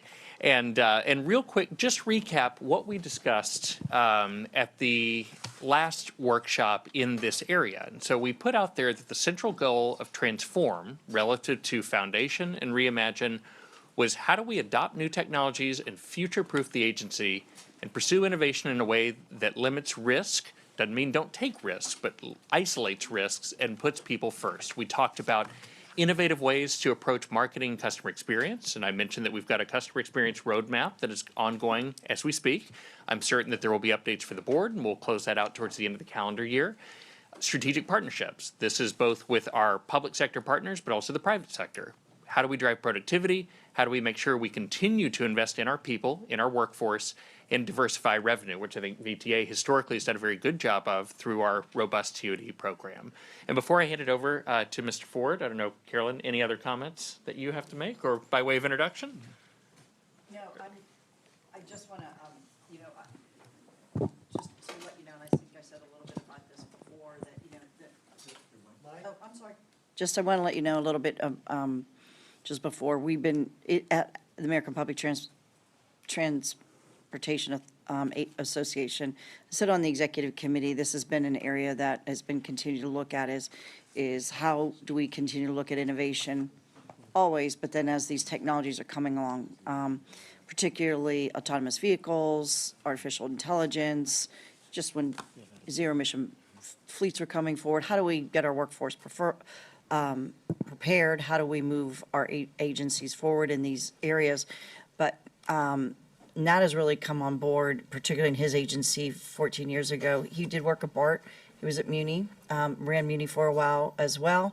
And then when he went over to Jacksonville, it was a very small agency, I guess, really just running transit services and somewhat of a defunct guideway system at the time. And so really bringing that agency along in terms of not just looking at how things could change, but how things could really take on the future in a way that meant like taking risks and learning lessons when things didn't work and what things worked.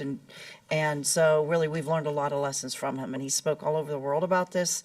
And many of us across the country have actually talked to Nat and had him speak at a number of conferences. This is one of the first times he's come to speak to a board, to board members, to actually talk about things that he's actually talked to his board about. So I welcome Nat Ford here today to actually really talk about the moment that we're in and the moments that he's had to go through with his board, and also where we are specifically today. And then as we follow up, really talking about where do we go with innovation and structuring our agency and what we're hearing from other agencies. So I'm going to turn it over to you now. Thanks. Okay, well, thank you, Carolyn, and thank you, Mr. Chairman, members of the Board of Directors. It is truly an honor to be before you and talk about this journey that we've undertaken at the Jacksonville Transportation Authority.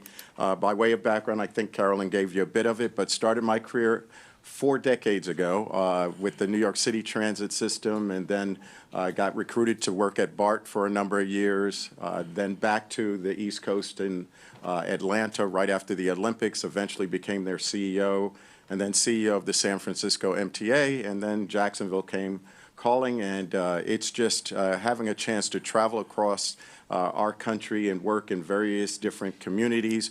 We're all built a little bit differently, but I think there is one consistent theme that I think all of us are surrounding our visions around, which is moving people and making our communities greater by moving people in a much more efficient and effective way, and that our transportation systems help people achieve their dreams, whether it's healthcare, whether it's the work opportunity, or going to get that education, that degree that they've been seeking. So I'm just so proud to be here today because I sat there in the very back row listening to this discussion, and it was inspiring. In fact, Jarrett, if he's still around, he's got a few more book orders, my entire board as well as my executive staff. The order has already been placed, and when I get back home, I'll have my book sitting on my desk.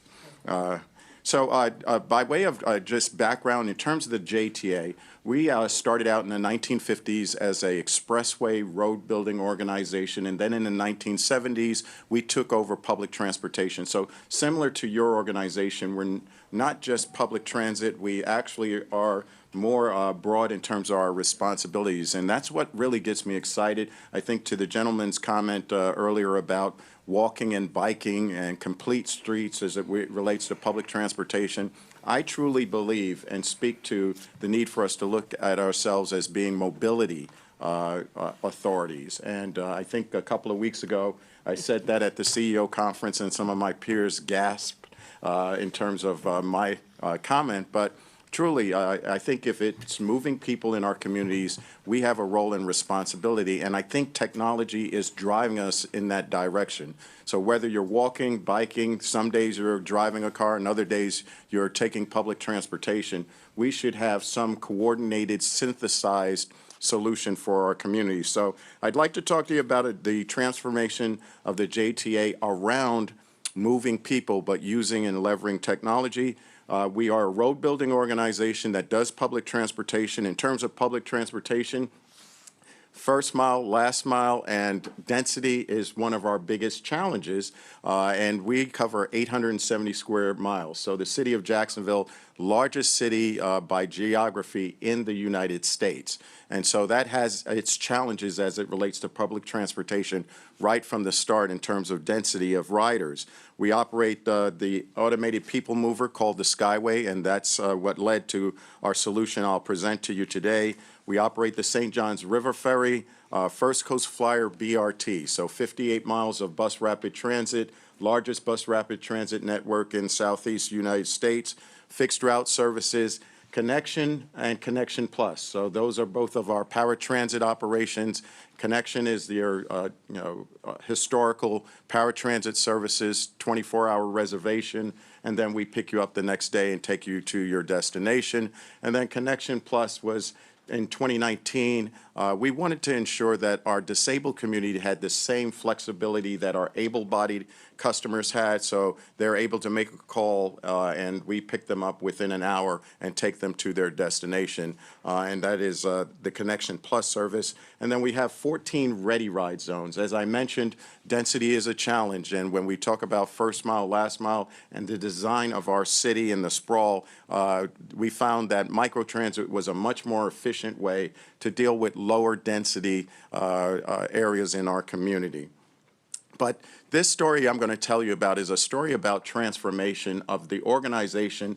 You'll hear a lot about the NAVI system, which is our autonomous vehicle shuttle system, but the journey getting there as an organization between the board and the leadership team and our staff, I think that is the crux of what we try to talk about in terms of our organization and our accomplishments. It's the journey and all of those pieces of the puzzle that got us there, and so we're very excited to share this with you. What I'd like to do is share with you one quick observation.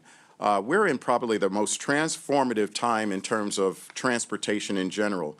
If you look at this arc in terms of innovation related to transportation, it's slow, it's a slow, progressive type of curve. But then if you look at the last, I say, 10 to 15 years, it has rapidly advanced everything from new power systems in terms of electric vehicles, CNG, hydrogen, the technology that is now just commonly placed on our phones and PDAs. All of this technology is now has been pushed into public transportation, into mobility, and the challenge is how do we keep up with it and how do we learn, and then also what is our ability to adopt these new technologies. Our customers are expecting it, and this is the pace of change that is really converging at this time, and it's a time I would say of uncertainty, and I think it's one of the messages I'd like to share is the importance of being comfortable with that uncertainty as a board and as a staff. So the defining question, and this is where we are, the defining question I think in terms of our industry is, are we going to leverage all of this transformation and be prepared and comfortable for this transformation, or are we going to try and fit into it after the transformation occurs? And so I think because whether we like it or not, the ecosystem is being developed. If you look at autonomous vehicle deployments, and I share this slide quite often, we're not alone anymore. It's not so unusual in terms of these types of pilots. Now, they're being advanced in some cases by municipalities, in other cases by public transportation agencies, but it's rapidly moving. And this is in the public transit space. That's not counting the robo-taxi space that we hear so much about in the news and the media. So there are a number of agencies and municipalities across the country that are actually operating systems. And the question is not a question of if, it's a question of when, and are you leveraging it as you develop your systems going into the future. And it's also a different set of partnerships. The organizations and the companies, in our case, that we're engaging with, they're not the same household names that we have engaged with in terms of public transportation. And how they think about deploying these technologies are very different than the way we have typically implemented infrastructure, new power systems, and new services in public transportation. Now, something that we're very proud of is that on June 30th of last year, we launched the Neighborhood Autonomous Vehicle Innovation Program, affectionately called NAVI. It is the first revenue-generating public transportation system in the nation, and that moment was very significant. But what you're seeing here is not just the technology. What you're seeing here is the technology, but what is not seen in this video is the work that was done to get us there. And I think that's the most important part of what I want to share with you. It's the results of years of planning, testing, partnership, and I'd say disciplined execution. And I always add in there courage. A great deal of courage and resilience to get there. I kind of jokingly say I was probably 4 or 5 inches taller before I started this project. And if you followed my career, I've built pretty much every public transportation system you can think of is probably in my portfolio. But this one was the most challenging, and for reasons far beyond the cost, far beyond the technology, but just the concept of being this far ahead in terms of a technology that people, frankly, are still scratching their heads about and wondering if it's really happening in our community. And so it's a belief that innovation should not just live in terms of pilots. We could have done another pilot and a pilot after that. We felt that for our organization, going all in and building this project would give our customers and our community better transportation. And you'll hear it's focused on downtown, but we do believe these autonomous vehicles will help us in this sprawled 875 square mile community in terms of delivering real value to our citizens. So, bold leadership. When I arrived in Jacksonville about 14 years ago, major challenge with what was called the Skyway Express. 2.5-mile automated people mover. It was scheduled to be a 10-mile system. Unfortunately, as you know, as projects develop and costs rise, and at that particular time, some challenges with downtown density, a decision was made to abandon the 10-mile system. So when I arrived in Jacksonville, that 2.5-mile system was a very visible example of public failure. It received a great deal of criticism. At that time, it was about maybe 30 years old. 25 years of age at that time. When I arrived there coming from San Francisco, I'm like, oh, wow, that's a baby, you know, in the scheme of infrastructure, having run the cable cars in our streetcar system. And so, you know, again, coming into the community and not really trying to profess what should be the solution for the Skyway, we decided to put together a Skyway Advisory Committee because the thought was, for many people in the community, tear it down. Not knowing that there was a federal interest in the system and there would be a federal payback and things of that nature, but definitely it failed, just tear it down. We assembled a 15-member Skyway Advisory Group. It was made up of a couple of our board members, but most importantly, downtown business leaders, some customers. Interestingly enough, most of those individuals who had opinion about the Skyway had never ridden it. They didn't know how it was being utilized, how many passengers on a daily basis, but at 2.5 miles, frankly, it did not go where people wanted it to go. So with the Skyway Advisory Committee, made up of supporters as well as detractors of the Skyway, what was interesting, once we went through that public process, they said not only keep it, find a way to modernize it and expand it. And I think that's where the real hard work began. As you can imagine, an elevated concrete structure, 10 miles of that, I probably would be long gone before we finally built it out. And the actual cost and the stations and the infrastructure in a downtown environment that was being revitalized may not be the right solution to go forward. Because we were doing road building, we were talking a lot in terms of road building and smart and connected vehicles, as well as the technology and infrastructure that needed to be in our road infrastructure, our traffic signals. I heard one of the board members talk about transit signal priority and things of that nature. We had already done a great deal of that work related to our BRT program, and hearing about autonomous vehicles, the Skyway was a automated people mover with no driver. And I bring that out because I think that may have changed some of the dynamic in terms of our discussions with the union as we implemented autonomous vehicles. We were actually, with this program, replacing and expanding a system that already was driverless. The challenge was that it was elevated. And to continue an elevated system would be too costly to actually continue the build. Part of that bold leadership was our board of directors.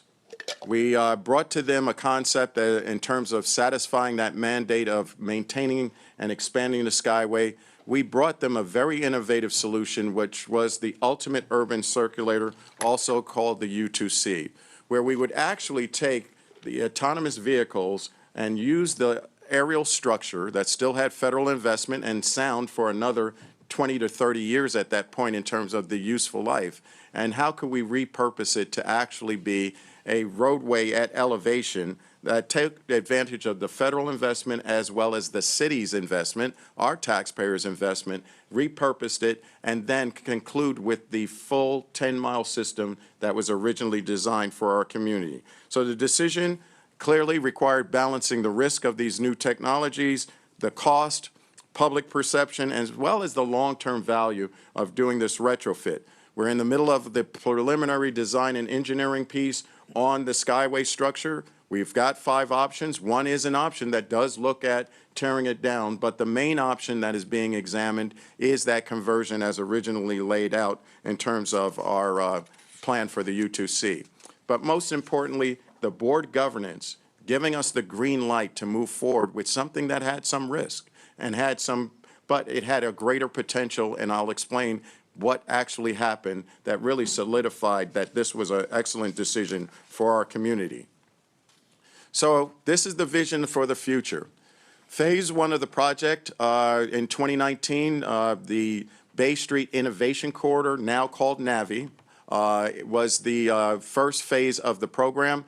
A $65 million project, started out with a $12.5 million build grant that we received in 2019. It was matched with a $13 million grant for Florida Department of Transportation. They were also excited about the fact that here in Florida we were going to be introducing autonomous vehicle technology, and in fact Florida DOT is a part of the JTA Board of Directors.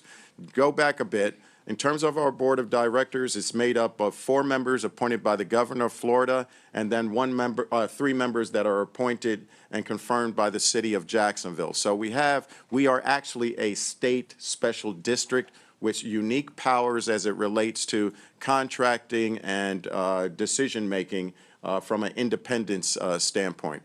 So phase 1 was the Bay Street Innovation Corridor, also called NAVI. Phase 2, if you look at the middle of the screen, that is the conversion of the Skyway. So that is the 30-plus-year-old Skyway system that is very difficult to continue to maintain. Started out with 10 vehicles, one-of-a-kind monorail vehicles, ran into quite some difficulty maintaining parts for that system because it's a one-of-a-kind Bombardier monorail system. Even today, we're down to about 3 vehicles that we're able to safely keep up and running. So it is heading towards the end of its useful life. However, the concrete structure that supports it has a lot more time on its horizon. And then phase 3 is what we call the neighborhood extensions. This is where we complete that 10-mile system, and that will be at grade. The original strategy is to build a set of spirals or ramps or elevators to allow the autonomous vehicles to operate at street level and then be lifted up to the Skyway structure, and that way you have the bypass. The Skyway structure, the middle part, actually crosses the St. Johns River. That was another important value here because our downtown is split by the St. Johns River, and any solution that we come up with needs to be able to contemplate that in terms of a connected, unified downtown. So what we're planning to do is a more connected downtown with the neighborhoods surrounding it, more accessibility for our community, and resilience as it looks to the future of our needs. So I mentioned earlier, it's important that we think about the journey to get there because the technologies will change at the end of the game. And we want to be in a position as an organization that as these technologies are developing, we are able to rapidly determine what makes sense for our community, but have an organization that is open to examining those new technologies going forward. And it really has transformed our organization. This project alone is one example of that. Go back to Blueprint 2020 and the Route Optimization Initiative, where we, based on a system, and Jarrett has worked with our team from time to time, we had a system that the route structure was similar to the route structure 30 years ago. It had not changed at all in over 30 years. During a 30-year period, as you all can, I guess, would agree, people change where they live, where they work, where they play. Business developments, residential, all of that had changed. However, the courage to actually look at that in a very objective way, and then in our case, we thought it was going to be too time-consuming, and in some cases, we would degrade the system by going in a slow fashion. We did something that had never been done before. We totally revamped the entire system overnight. That was done in 2015, the Route Optimization Initiative, and now I think we've heard with Houston and a number of other cities, a similar type of top-to-bottom overhaul, immediately overhauling your system is being replicated around the country. You've been successful in receiving a System of the Year award. We received ours in 2016 as a result of the 2015 ROI process. What's important is our customers' initial ridership increases, literally double digits in terms of ridership increases because we increased frequency. We actually put routes where people wanted to go and where they lived. In fact, it changed our culture. Such a major win and accomplishment. Frankly, the team, if they had any doubts leading into that, after we accomplished that feat, we felt that we could actually build an Artemis rocket, to be honest with you. And we leveraged that whole aggressive ability and I think momentum to do things outside of the box started with the JTA overnight, and the entire organizations from our maintenance employees to our bus operators, they felt like winners, and I think it just The organizational development is probably the most important accomplishment in that activity. Move forward in terms of Move 2027, that's when we start looking at what are we going to do with the Skyway in terms of its future. So transformational journey. Our board of directors, if you take a look at that top left, that is our test and learn facility. Very early on, when we started talking about the concept of using autonomous vehicles, our board of directors funded the development of a test and learn facility at the JTA. We wanted to be on par with the developers of these technologies. We ran over 9 different vehicles through that test and learn facility. Many developers are defunct right now. Some are still existing, but they're foreign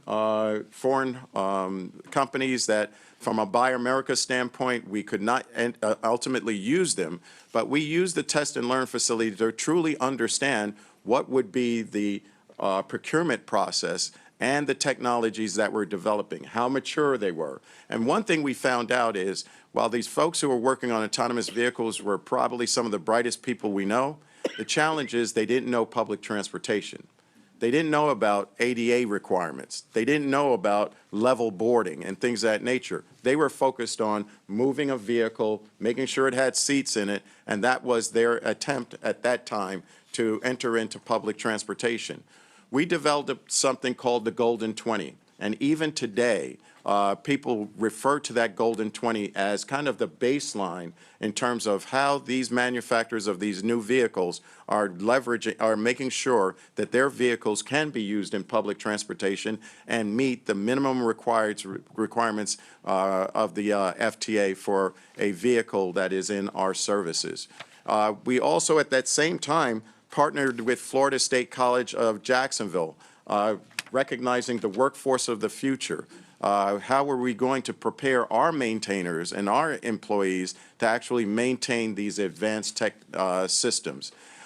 Goodyear actually recognized the work that we were doing and came to Jacksonville and asked us to use our test facility to test their newly designed vehicle tire for these types of shuttles in terms of the electric power drive, autonomous vehicle, public transportation mode. And we got into R&D at a national level in terms of our activities. And then in the top right, a major development that occurred for us was a partnership with the Mayo Clinic during the pandemic. One of the things that were in our community, I'm not sure here, but we had a number of drive-through testing facilities. At the Mayo Clinic, which is world-renowned, world-recognized as one of the top health facilities in the world, and we're so blessed to have them in Jacksonville, they had their drive-through testing. The challenge is they needed to have their own medical personnel spend time driving testing samples all the way across the campus, and their campus is pretty big and growing by the minute, about a mile away to get to the laboratories. We saw it as an opportunity, and again, going back to board leadership, we went to our board and said, as we're going through this pandemic, what do you want the JTA to do, or this team and this staff to do as we deal with this health crisis? And the board, and I tip my hat to them, they said, use our resources to help our community survive this pandemic. And out of that came a couple of initiatives. One, Wellness on Wheels, where we actually retrofitted our buses to actually take nurses and medical personnel to those communities that didn't have access to a vaccine or to a test. And in conjunction with that, the staff, again, this staff that did route optimization and this team that was working on all of these innovations, one afternoon on a weekend, I get a phone call. Hey, we just got off the phone with Mayo Clinic. How do you feel about us using some of the autonomous vehicles that we're testing over there at Armsdale on the Mayo campus to transport COVID-19 samples in level 4 autonomy?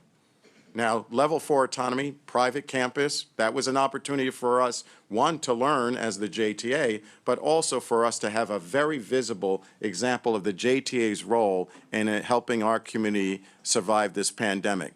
So on the top right, that's where they're actually loading what looks like a cooler, and it was a cooler, onto the actual vehicles, and then they operated about a mile or so in level 4 autonomy.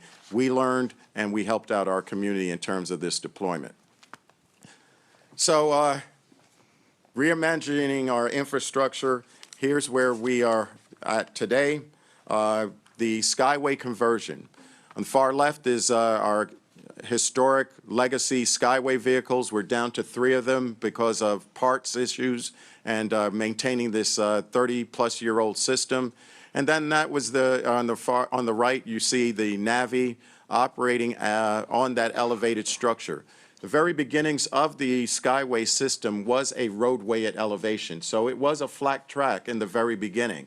And so we looked back to go forward, looking at that flat track, retrofitting and removing the monorail beam and taking it back to a flat roadway at elevated structure, which allows us to future-proof that structure also going into the future, that as this technology develops, vehicles change, it is going to be a roadway that can accept multiple vehicles, and maybe not just our vehicles, emergency vehicles, fire trucks, ambulances, things of that nature, based on how far we go with the design. But that is one of the options of the PD&E, because we do, now 10 years later, we're still taking a look at, is retrofitting that structure from a cost standpoint, a delivery standpoint, the best option for our community. Also aesthetically, one of the options also looks at a high line, similar to New York City, where they took an abandoned railroad structure, elevated railroad structure, and developed a park at elevation. And so we're also looking at an option as it relates to urban aesthetics. And then creating this ecosystem. You know, we did not do this in mind of just solving a challenge here in Jacksonville. We looked at really how this could be, the work that we were doing could be leveraged, be a learning opportunity for the rest of our nation. We did a statewide autonomous vehicle contract where we have multiple vendors of autonomous vehicles.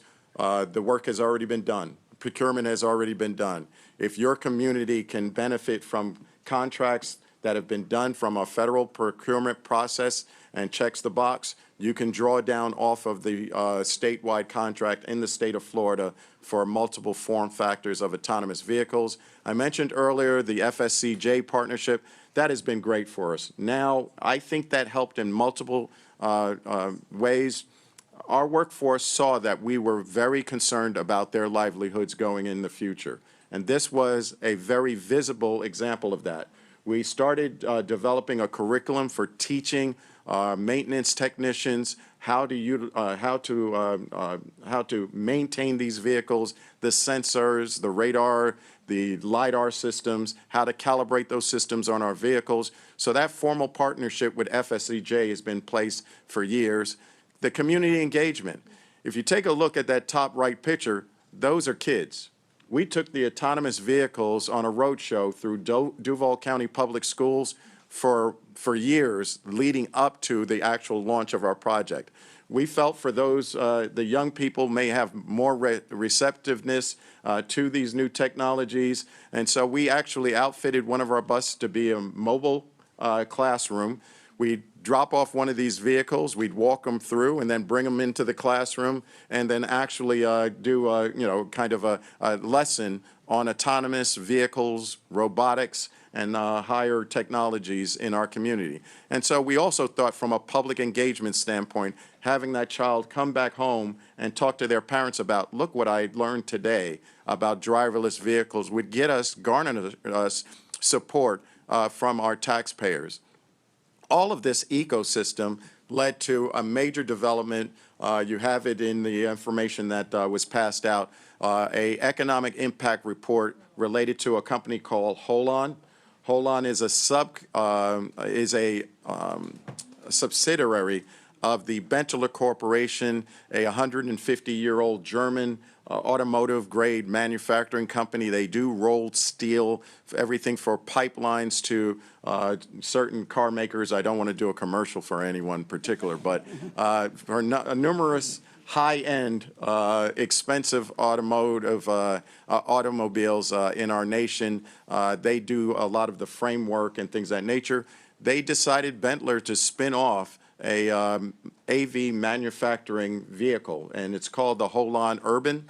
It seats, it has a capacity of 15 passengers. But the interesting thing is, where we started out trying to solve the Skyway challenge, and we did the work we did with the statewide procurement, the educational partnership, the education of our community, word started getting out. Word started getting out about our project. Holon felt that our project was a lighthouse project for the United States. Their plan is to build these vehicles in the U.S. and then export them back to Europe as well as to the Middle East. But our project was a signature project that would be a lead-in for a conversation like this, where they would be able to start showcasing their vehicle on our particular project. The economic impact is astronomical, and that was not where we started. Where we started was dealing with an antiquated Skyway. The next thing you know, we're in a discussion around economic development. It pulled in our Chamber of Commerce as a partnership. And then between the state of Florida and the city of Jacksonville, an incentive package was put together for them to build upwards of a 600,000 square foot manufacturing facility. And that facility will be able to produce 5,000 to 10,000 units per year. They're going through their development agreements right now. We are anxiously waiting for their groundbreaking event. But this is a new industry for Jacksonville. Automobile manufacturing has not been in place in Florida for over 100 years. So a major impact in terms of our state and development.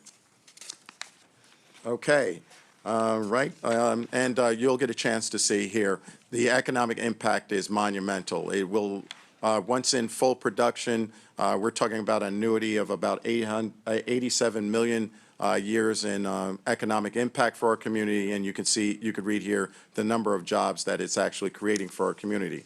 Quietly, there are now similar types of companies that are coming and looking at Jacksonville for automotive manufacturing. I can't share more than that, but this has put us on the map in terms of a community, in terms of economic development and advanced manufacturing. Okay, lessons learned. Be strategic, be collaborative. I mean, there is so many different things we learned along the way. Obviously, innovation, policy realities. There were no rules. At the federal level, they're still working. We're still working with NHTSA, USDOT, VTA in terms of the rules of engagement. When we talk about useful life of a vehicle, what is the useful life of a vehicle that primarily is supported by software and sensors and technology? So, go to the next slide. You have a lot of that. Yes, that's the challenges and opportunities in terms of what we're going through. It's not over. This is the very beginning of this actual journey in terms of useful life standards, technology stacks. The companies that are in this space, they're new to a lot of the industry that we are been used to working in. Also, in terms of challenges, Altoona testing. Our procurement, we did an AVD bomb. So we did not do the conventional type of procurement. We knew that we had to develop this project along the way in partnership with the V2R team who actually built our system. V2R team, Balfour Beatty, Beep, Urban SDK, some of those names may be familiar to you. Public trust and safety, a higher level of public engagement, far greater than we've ever had in prior projects. And again, regulatory complexity and coordination was also a challenge related to the project. The list of innovations are very important, but I think what my message to you as a board and to your staff is it was the culture we created. The culture that we created in the JTA from those early wins to where we are today for our community was based on a partnership with the board, courage of the board, prudent risk-taking, and then bringing us as staff, bringing the board along step by step. So with that, I'm finished, and I'm available for any question you may have. So thank you. Yeah, and let me just follow up on this one just a little bit. You know, one of the things that we're really looking at on some of these areas in terms of autonomous vehicles or any other kind of option for some of these areas is, and I think Nat, you have a task force coming out of APTA that's. Yeah, the new AVI task force. Yeah. So we we put together a committee in APTA for this particular purpose, helping our peers around the country learn about the technology, but more importantly, where are you on the spectrum? Some folks are just at the very beginning. Some are doing pilots, other ones are doing deployments. All of our communities are uniquely different. I mean, you can imagine in terms of union relationships, organizational readiness, community readiness. I think that's the message that I'm trying to emphasize, that everyone has to take their own journey, but in that journey, recognizing it starts with the board, it starts with the staff, and a willingness to be comfortable with a certain amount of uncertainty and risk. But I think the value proposition is we move our communities that much better going into the future. And I think one of the other person who spoke after him was Rich Andreski. Yes. Andreski out of Fort Worth area. Worth, yes. And he, and very similarly talked about that. But the one things he also talked about is how we focus on what we do. And it was heavily around focusing on those partnerships. And that's why that's actually has been very key to me on the transformational piece. Because it talks about something other than just our bus service as a 40-foot bus service and the visionary network. And it really talks about those partnerships we need around universities, the students, the tourism industry, sports and entertainment, healthcare. Those are markets that we need to continue to look at because we have that here. It is an area that we're focusing on in the vibrancy of the county and how we do that. And those are things that they are markets that autonomous vehicles may serve, or a micro type transit or micromobility may serve. It might also help in some of those other areas where a normal fixed route frequent network may not work as well. But those are things we need to sort of match the market or the type of service that we need differently.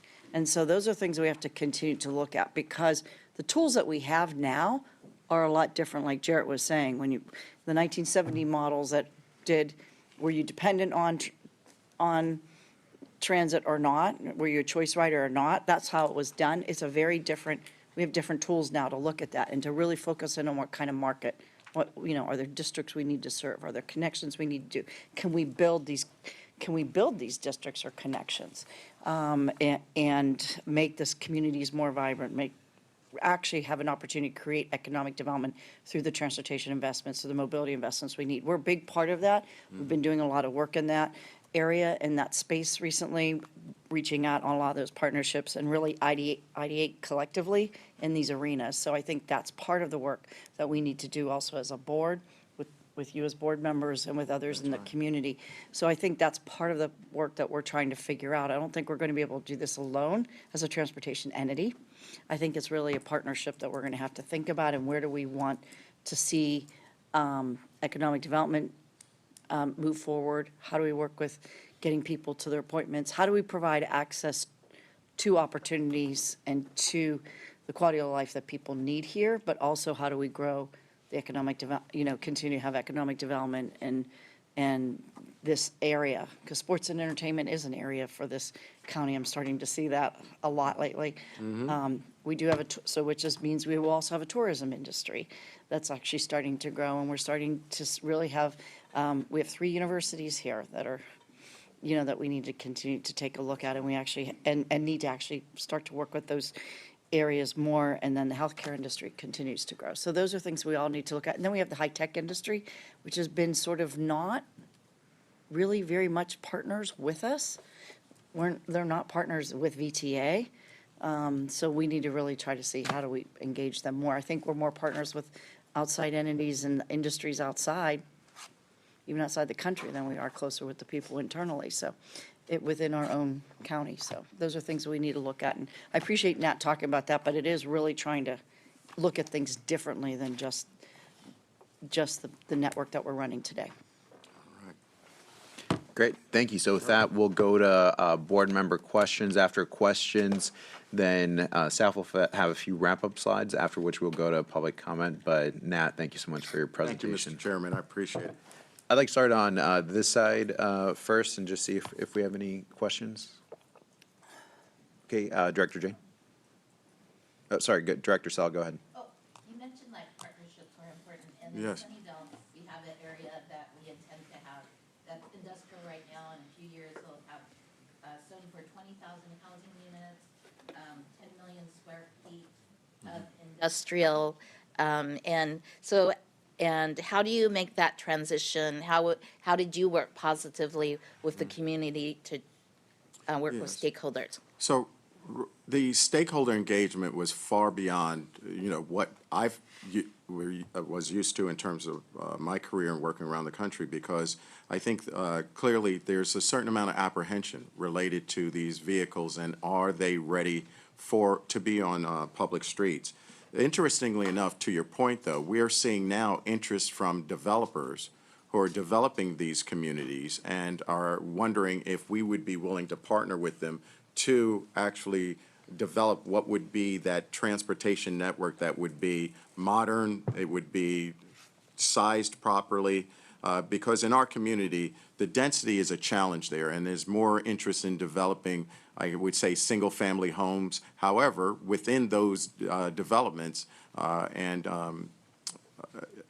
within those developments, there is a need for mobility within the developments or just close nearby in terms of what may be some business activities and shopping and things of that nature. So we're just beginning those discussions. There's one in particular in downtown Jacksonville where they want to have the autonomous vehicles actually go into their neighborhood and then get back onto the main line, so to speak, in terms of transportation. So these subdivisions are a great opportunity for us because they're not looking for, I think to Carolyn's point, a 40-foot bus to be coming through their community.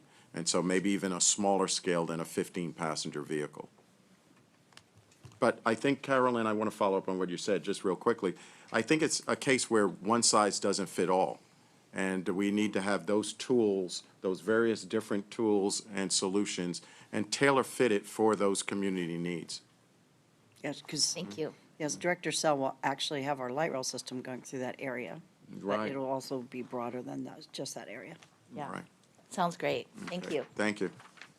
Thank you so much, Director Jane. Yeah, I wasn't sure. I know you started with autonomous on your Skyway project. Yeah. Which was already autonomous. Yes. Are you? Driverless, yes. Are you currently running driverless operation right now on the streets? Yes. And so, yeah, we launched on June 30th of last year. So the actual Navi system, 14 vehicles, 7-minute headway that we're operating on a 3.5 mile route. Okay, that's what my question was, the headways, 7-minute headways. And how do you deal with fare collection? And we have a member of the audience, James Reitman, who rides public transit a lot. He says that, there are bad actors that will That's right. spill drinks and do all kinds of crazy things in Exactly. our vehicles. If I were to say we have all the answers right now, I would say we don't have all the answers right now. We do have the ability to collect fares, but the challenge would be enforcement in terms of a vehicle that's truly driverless and autonomous. The vehicle you're seeing is a retrofitted vehicle. Why? Because none of the vehicles we were testing were available to meet Buy America requirements. So we do have an attendant on the vehicles. We've decided to keep the system complementary at this time. We have the infrastructure in place to collect fares, but we're not enforcing it at this point. Another piece of the puzzle here in terms of these technologies, in that 3.5 mile corridor, we have over 250 cameras. Inside the vehicles, outside the vehicles, on poles, every bus stop. This corridor, based on technology today, has more observation and more scrutiny than anywhere else in Northeast Florida. And then we have the control center, and we're dabbling in it right now, using AI, we can tell who paid a fare, who hasn't paid a fare. So we're not just blanketing with, sort of, what do you call it, fare enforcement, random checks, things of that nature. We will know you didn't pay your fare as soon as you get on the vehicle, and then we can direct someone or actually talk to you in the vehicle about paying your fare. So there's a higher level of scrutiny that it's not the typical 40 screens with one security person. Using AI, we believe that we'll be able to do a greater level of enforcement and in some cases actually detect whether an altercation or something's getting ready to happen.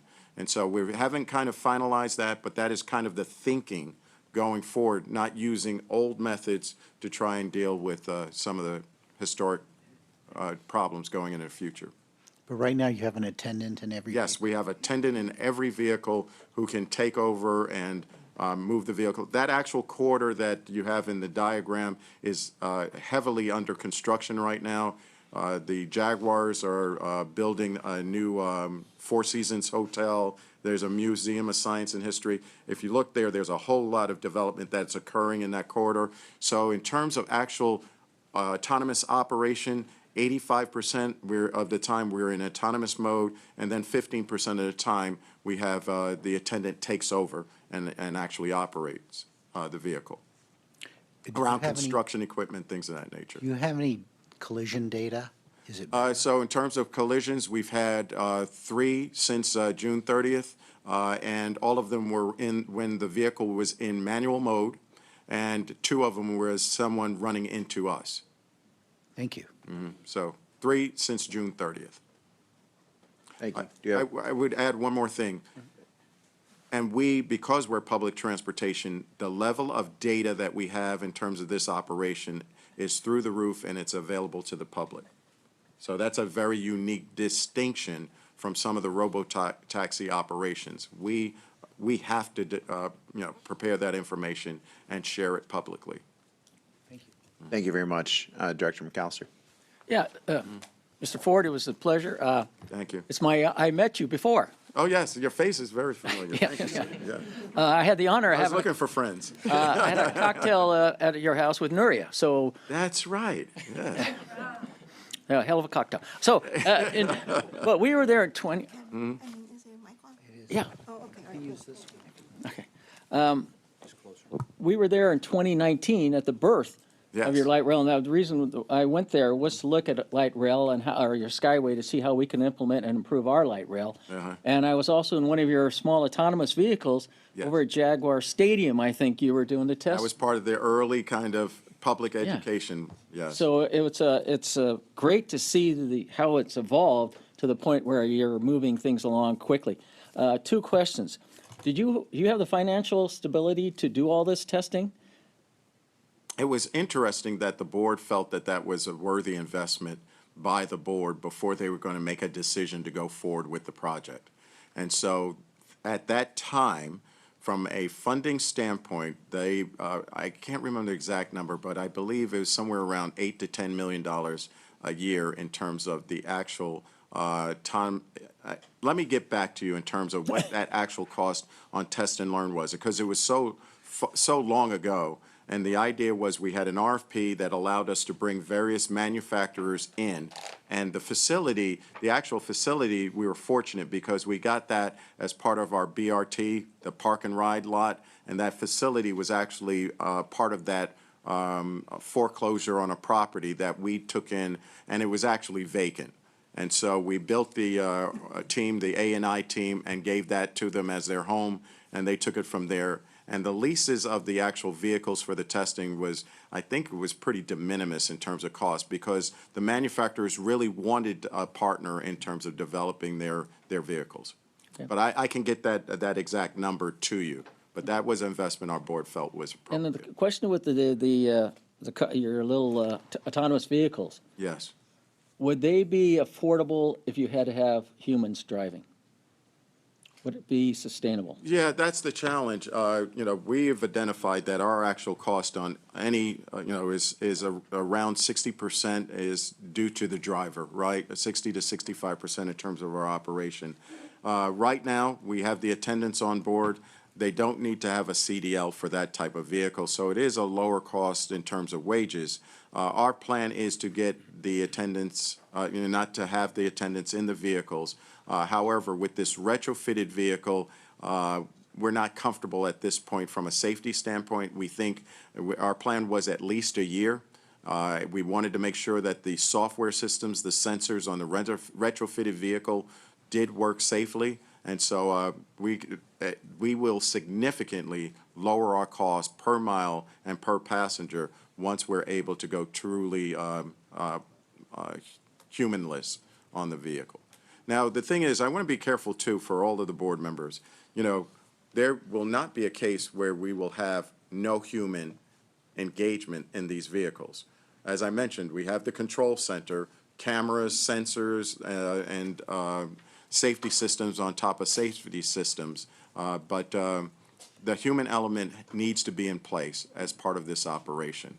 So whether it's in the vehicle or in the control center, right now we have the redundancy. Thank you. Thank you so much. Good to see you again.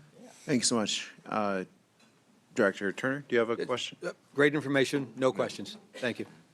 Anyone, Director Kamei, please. Just a comment, thank you for the presentation. Thank you for the presentation. I'm just fascinated about this driverless vehicle and how we might be able to incorporate that into some things we're considering in the city of San Jose. That's it. Thank you. Director Weinberg. Thank you, Chair. Thank you. Thank you very much for this presentation. I really enjoyed it. Thank you, Carolyn, for bringing him here today. And if you are going to write a book like Mr. Walker did, I would like to get a copy of that as well, because it's a really inspirational story. And there's a lot of details that some of my colleagues have asked you about today. What I'm really getting out of this presentation is the process you went through. And I think when this process started, there were conceptions about what it was going to look like, but certainly the final product was not something that you were shooting for. I really appreciate the story of an open process that brought so many stakeholders into that system to figure out what the best solution is for the community. And those solutions weren't just transportation related, but they're industrial related as well. They're job related. So what I am trying to take out of your presentation today is that very process. And that's important to me because, the reason we're here is not because we know that there are transformational opportunities available that are technologically related, but we're looking at a structural budget deficit over, projected out beginning in another year or two. And finding a way of getting from here to whatever is going to work best for our community is something that the board has of course committed to. That's where our resources, our primary resources, have to go. And this, until your presentation, I think I didn't really have an understanding of how we could actually get from here to there, because I was thinking of things in a piecemeal way. But your presentation, I think, it's very important to the board. It's very important to me because I think now I have a broader understanding of how you put together a construct to figure out what the best way forward is to reach the goal of having a fiscally sustainable transportation model that serves our community. So thank you for that. Thank you so much. And just a quick reaction to that. That's why we did the case study and you see the materials, because it's about the journey in this particular case, be it autonomous vehicles or some other new technology that'll come in the future. Having an organization that was in the position to leverage what was being developed and be able to execute on that, I think that's more of the challenge. I think that was more of the challenge, internally and externally. Thank you, Director Kamei. Thank you very much. Thank you so much for the presentation. It's absolutely fascinating. And I want to thank Carolyn also for bringing you here to give us some information. And, you talked about bold leadership. And, I would challenge the board as well as challenge staff in terms of we have so many different investments, some of them very, very costly investments. And I think that in order to go in a different direction, we're going to have to decide what we're not going to do, because we don't have, sort of endless funding to be able to address this. But I think that we have to start thinking about some of these things, and also how it is that we're going to go into a new area, right, to serve our future transit riders. Because I think that there are some things that we're kind of doing the same.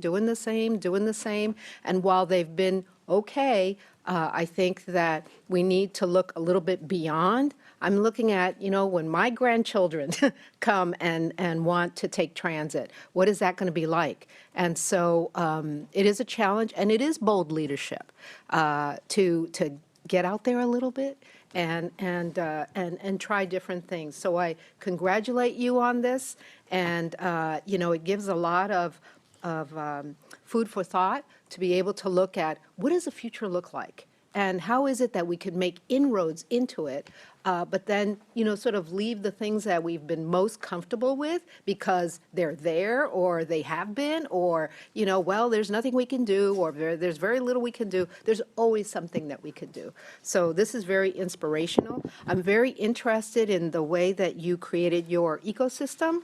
I think that's very, very smart in terms of trying to bring different sort of aspects, including a sort of, it sounded to me like a training on the new innovation, because when we think about the workforce of tomorrow and the future of work, that's an area that, people touch on the edges but haven't really dived in. And to me, it sounds like your ecosystem is something, I'd like to look into a little bit deeper.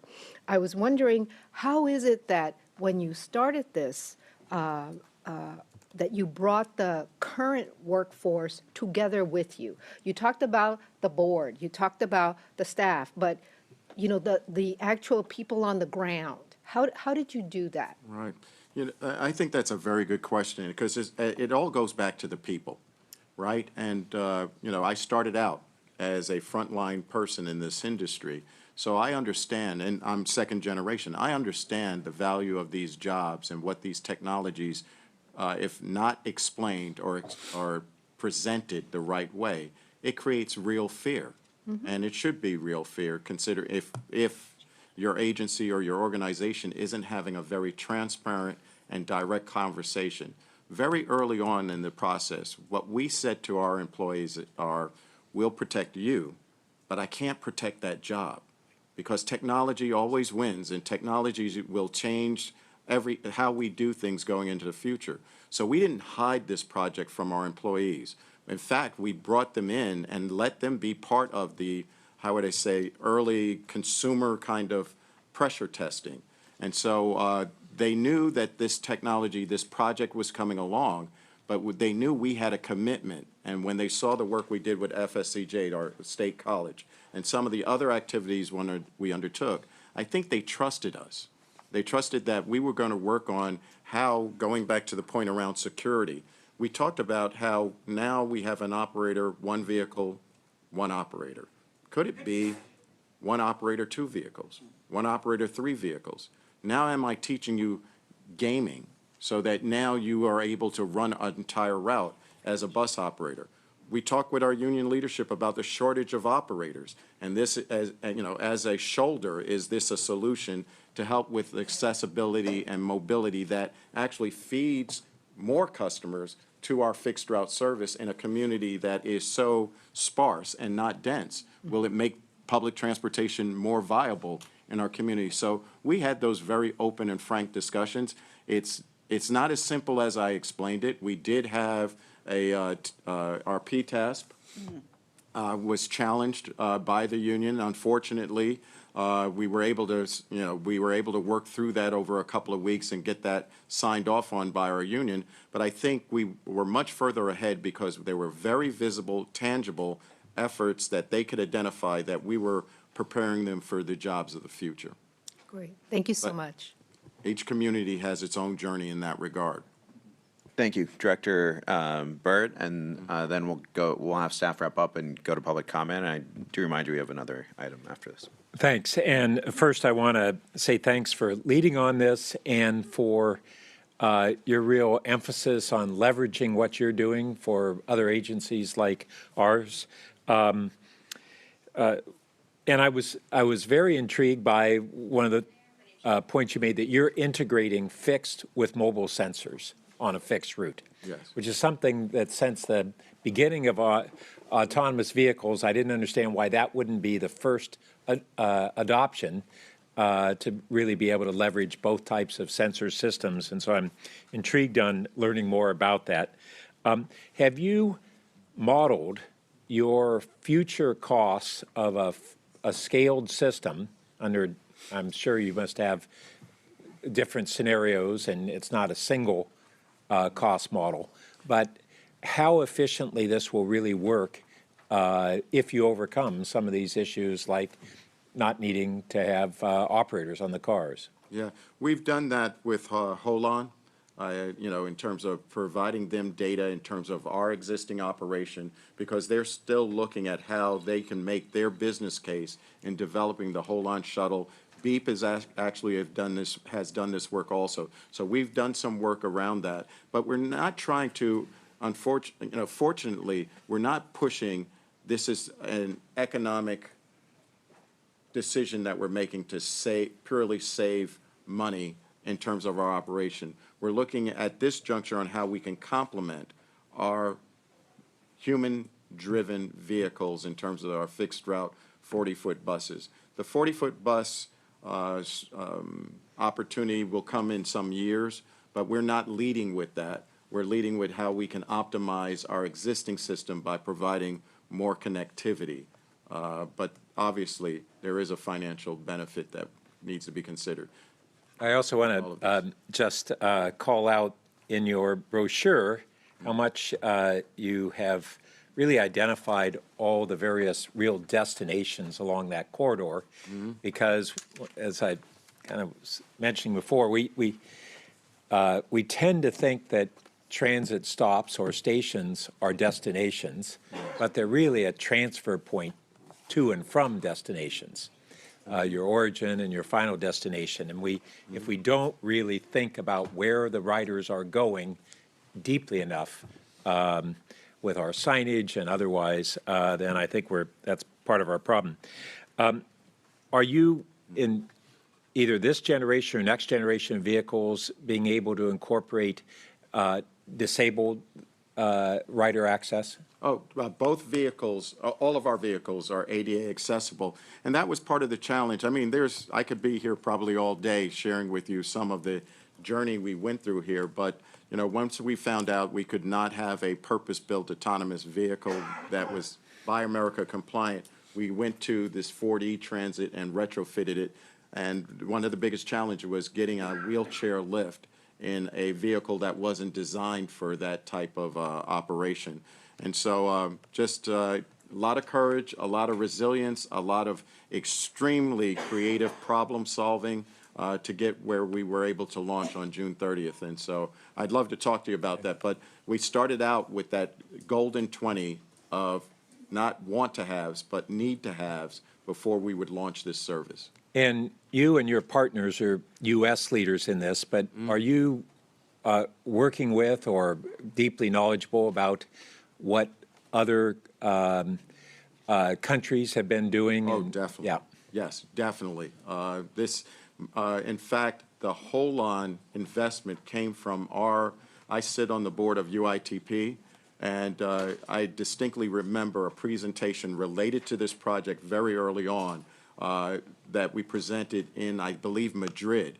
And Holon was there on the floor. They saw the presentation and tapped me on the shoulder and said, "Hey, how do we get our vehicle on your project?" And then the discussion, migrated to one of, well, you're going to need to be Buy America compliant. Why not come to Jacksonville and build the vehicles here adjacent to our project? So, again, totally surprised at the amount of additional impact that this project had, far beyond our basic desire to move people. Because I know that in Sweden, in Gothenburg, Yes.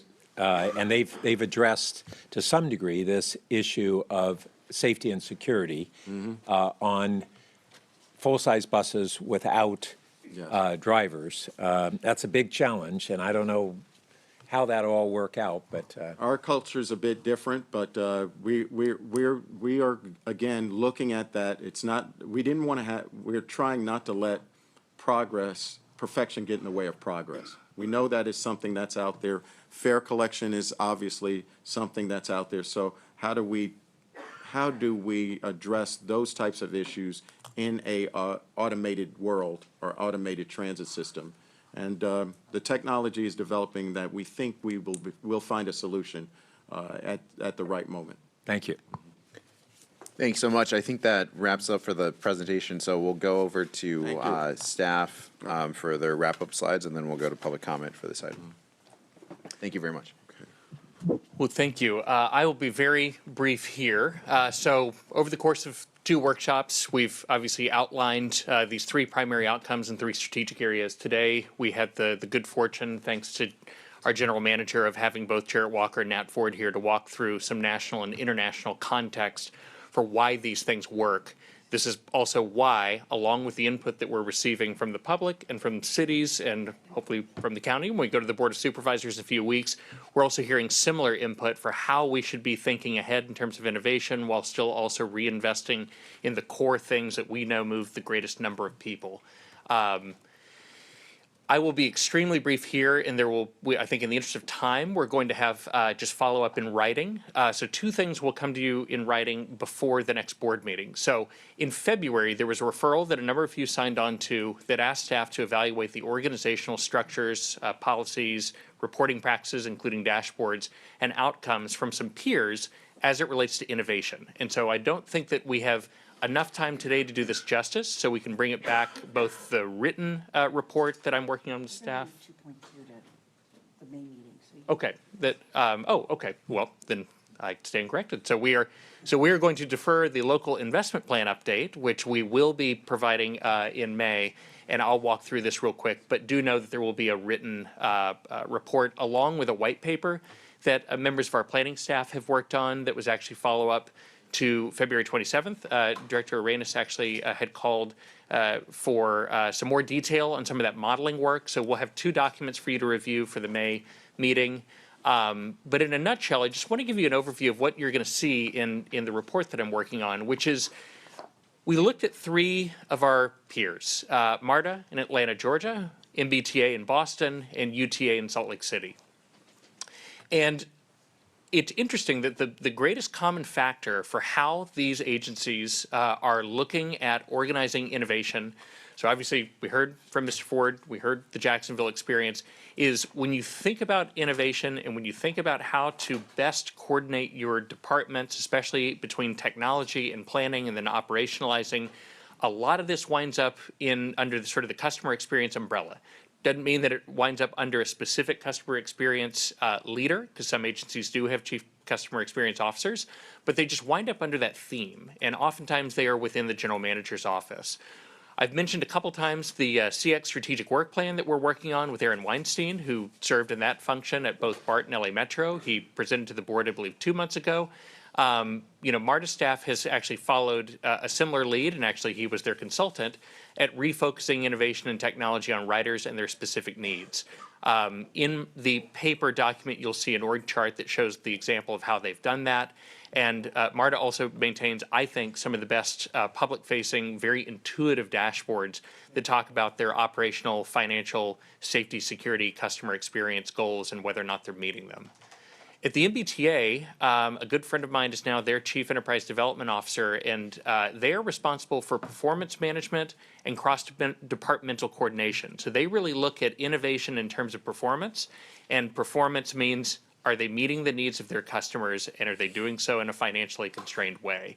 The agency also maintains one of the longest up and running customer-facing dashboards, and they also have a technology and innovation department, or TID, that does a lot of work with unsolicited bids, a lot of what Mr. Ford was describing in Jacksonville, which was how do they test technologies that are out there. Sometimes they are testing just to see if certain vehicles or technologies work out in the wild, so to speak, but then they may need to take another approach to make sure they're Buy America compliant, ADA compliant, et cetera. But all of this is coordinated within the general manager's office under the rubric of enterprise development. And then UTA, where an enterprise strategy division was created under the previous general manager, Carolyn, but brings together an enterprise-wide view of UTA's critical systems. And this group has grown over the years, and I think what was set in motion has continued to grow there and now includes information technology, operations analysis, data strategy, and organizational excellence. And you can see, just by the names of those groups, how those different departments would logically come together. And you can also see how maybe in other agencies, those things could fall in silos where you've got great people working in IT, great folks in operations analysis, but if they're not talking to one another all the time, you're not going to get those good customer-facing outcomes. And again, I'll provide a lot more detail on this in the white paper that'll be in backup.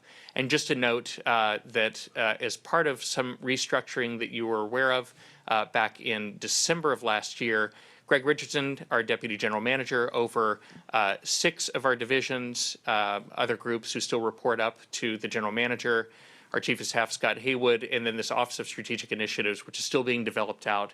We can return to you with more information on that. And this is a potential home for bringing a lot of things together that I know matter to the board, to staff, and to the public.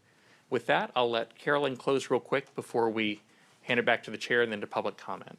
Carolyn? Yeah, so just in general, as we start to look at sort of our peer approaches to innovation, you did hear from Nat today, and then I know most of us, all of us appreciate Jarrett's comments as well.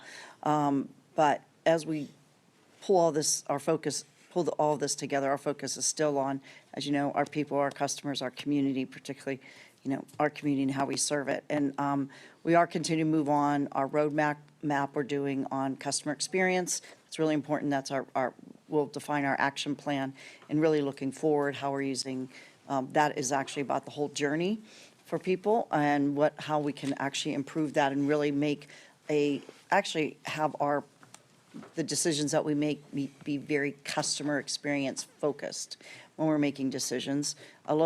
Continue to work on the strategic plan, the local investment plan, and the launch of the Office of Change Management, which we have been doing. A lot of it's been focused on the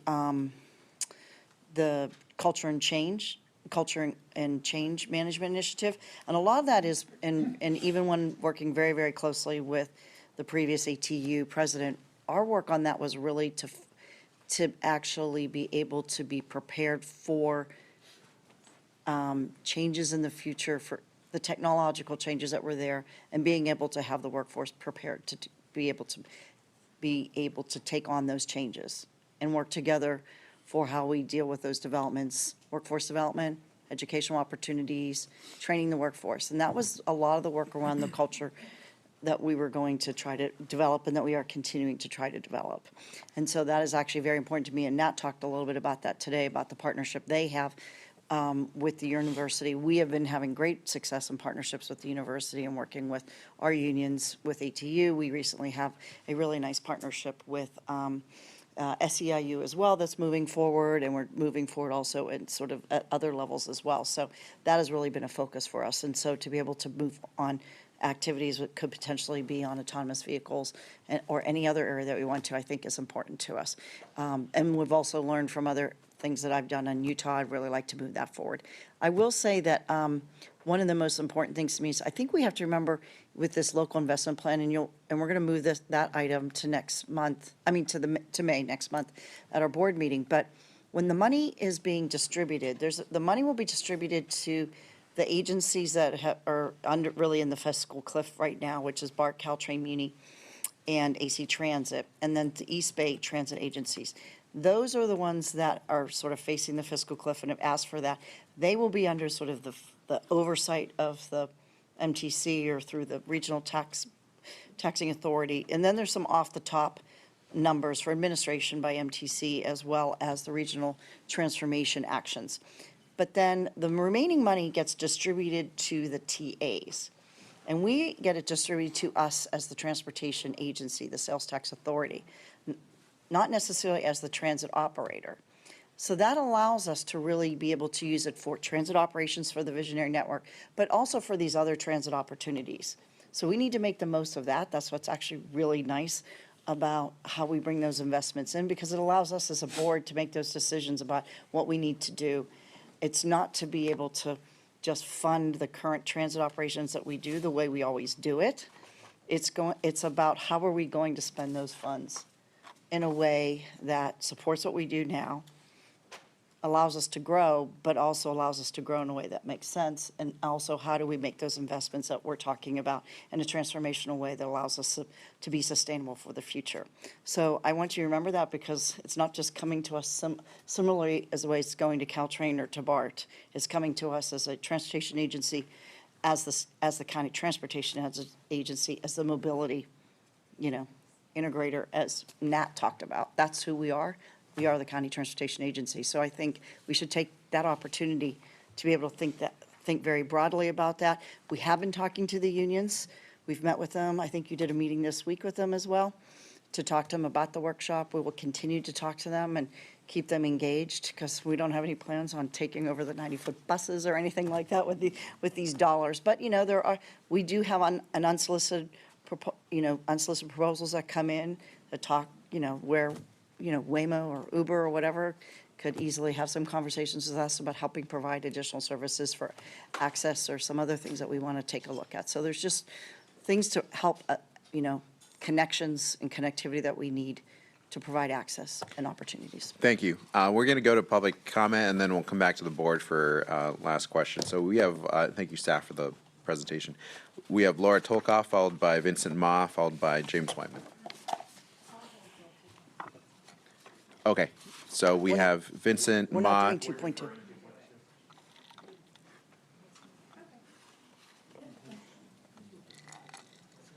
2.2. So, She's doing. okay. Laura's- Okay, so we'll have Laura, then Vincent Ma, and James Whiteman. And again, we're deferring 2.2 until the May board meeting. Sure. Okay, thank you. Good morning. My name is Laura Tolkoff. I'm the Transportation Policy Director for SPUR. I just want to say how much I really appreciated the conversations and questions that you all brought into the room today. These are so important because of the moment that we're in, which is truly a fork in the road for VTA, but also for public transit in the Bay Area more broadly. And I want to spend a moment talking about how all of this, relates to that broader picture with Connect Bay Area, the 5-county sales tax that SPUR and many others are working to place on the ballot. Unlike other counties, you do have this huge opportunity to make transportation in this county so much better. But all of those are also predicated on the passage of that measure. And I also want to emphasize that this is really not just a nice to have, but a need to have. Yes, a lot of funding could be made available if this passes, but if it doesn't, things get worse. They don't stay the same. Caltrain gets worse. Thank you so the much. value. Oh, sorry. No, thank you. Thank you. Vincent Ma, and then James Whiteman. And that will be followed by Rob Means. All right, good morning. My name is Vince Ma. I'm here on behalf of Glideways. We are one of the partners of the San Jose Connector Project, which is a public-private partnership, a consortium that was selected by the city of San Jose to develop, design, build, and operate the airport connector to provide service between Diridon Station and the San Jose Airport. Glideways is an automated transit network which utilizes electric automated vehicles on dedicated guideways. Our small vehicle size and smaller infrastructure results in lower capital construction costs, and our automated and on-demand system results in lower operating expenses. Glideways is designed to attract more riders, including demand for those who are, especially amongst choice riders. I'm just going to go to the next one. The airport connector aligns well with the goals mentioned earlier.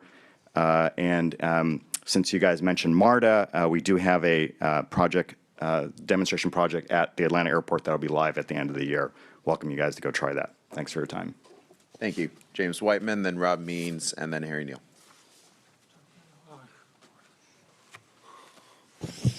Yeah, this is James Whiteman. This sales tax needs to pass in November, because if it doesn't, we're going to have big problems with BART, Caltrain, and Muni, and Samtrans. And we should put a ballot box at the VTA headquarters where the guests can come in and vote, and at the downtown customer service center where people can come and vote at the Milpitas transit centers and the Berryessa transit centers. What's the plan for FIFA World Cup? And I think we should make the what's the 2027 service plan going to be? I think we should make light rail 10 minutes and 15 minutes on weekends. So if you have any information on the 27 service plan, I think that would be a good thing. Thank you. We can have staff try to follow up. And so Rob Means and then Harry Neal.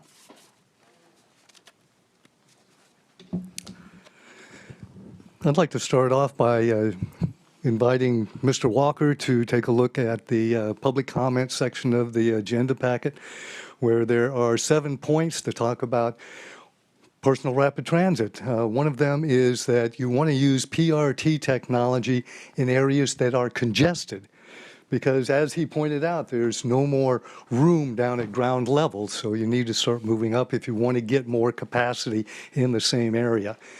Likewise, with the autonomous vehicles, the driverless vehicles, you'll be wanting to use those in the areas where there's not a lot of concentrated demand, basically in those areas that are not congested. We've also gone through this entire meeting without talking about the BART borough, the BART extension, which is sucking up dollars faster than dollars are coming in. So there's going to be a point in time where you're going to need to make a hard decision. Thank you.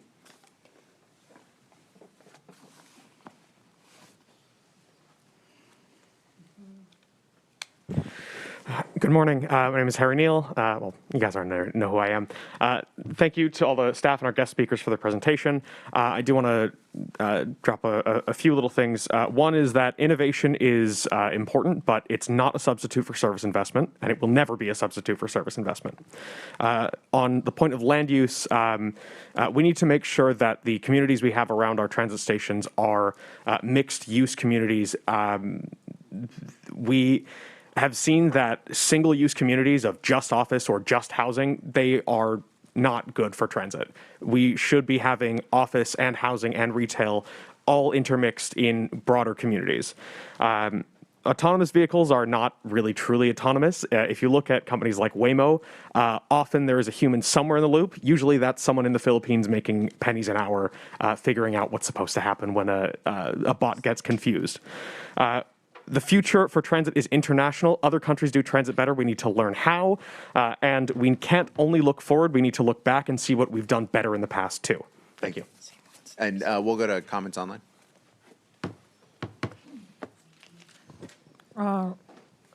There are 4 speakers. First is Roland, followed by Richard, and then Betsy and Aaron. Roland, you may go ahead and begin speaking.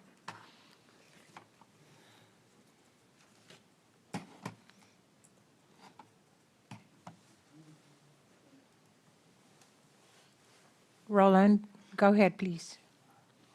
Yeah, thank you for the unmute. So autonomy and density. The main barrier to autonomy is passenger safety, as discussed. I personally feel safe riding Waymo, but not an autonomous stuff for strangers. Moving on to density, we built 6,000 units, including 7 apartment blocks within half a mile of the Blossom Hill train station 15 years ago. So my question to the chair, and my clock has disappeared, thank you, is when will VTA respond and deliver fast and frequent car train service that we voted for and have been paying for the last 25 years? And a couple of comments. I remember Mr. Ford from his days on the car train board and the Muni, and Nuria Fernandez gave me a copy of Mr. Walker's book 10 years ago. Thank you. Next speaker is Richard. Go ahead, please, and begin speaking. Richard. Hello, thank you, everyone. The 2 presenters that provided the testimony was excellent. Mixed feelings about innovation, but I do believe that the VTA does need to take on and move on, advancing innovation. with our transit system. Also with mixed development, I do believe that mixed development needs to happen around transit stations. I am part of Silicon Valley Independent Living Center peer ambassador, peer Tower for Disability Equity in Government, funded by NTC. And I do believe that the cities throughout the county of Santa Clara needs to be in part with VTA with planning their future of new potential routes due to new housing. The reason why the state forced the cities to do it because of the lack of affordable housing in our communities throughout the state. Thank you. Betsy, go ahead, please, and begin speaking. Good afternoon. Betsy Magus, speaking for myself, City of Santa Clara. I am among the volunteers collecting signatures to put the Connect Bay Area measure on the ballot. People really see and value the need for transit. The visionary network is essential, not aspirational. It brings us up to the standard of some of our peers. People are looking for transportation. If you upgrade technology, it needs to be in service of transportation. Please assess and upgrade your fare machines. They are broken. Not everyone has a working phone on them at all times. Please improve bus speeds and frequency. I can outpace many of your buses on my pedal bike, even disregarding transfers and waits. Please direct some of your technology funds to preventing bus bunching, especially as you go to headways rather than scheduled service. And if you must fund pavement maintenance, limit how much you fund and put strong requirements in place to center complete streets upgrades and upgrades to transit service and access. Thank you. Last speaker is Aaron. Go ahead, please, and begin speaking. Good afternoon, honorable board. My name is Aaron Pasternak, and I am also one of the volunteers gathering signatures for Connect Bay Area. I speak for myself today. Just a few quick points I'd like to touch on. First of all, the innovations in autonomous vehicles is interesting. I really appreciate the presentation given. However, like Harry Neal said earlier, we have to make sure that this is done in conjunction and with the service upgrades with the VTA Visionary Network. That is absolutely essential towards making the bus and the light rail a real option for more people. And on top of that, we need to make sure that we're able to coordinate a lot better via fare integration and among other things. One final point is that land use around stations needs to be mixed use. Director Abekoga made an excellent point about what's going on in Vancouver. And I can tell you that it's a very, very, Thank That you. concludes public comment. Great. So thank you to everyone who participated, whether the presenters, public, staff, consultants, and the board. Do we have any last comments from board members to wrap up? Great. Thank you, everyone, for your participation and engagement. Definitely more to talk about. Again, thank you for all the work, and we'll continue 2.2 in this discussion at the May meeting along with the broader process. And I'm sure staff will be following up in the interim with updates on some of the things we talked about. Thank you all. This meeting is adjourned.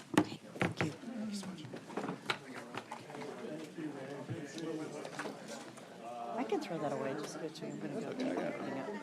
All right.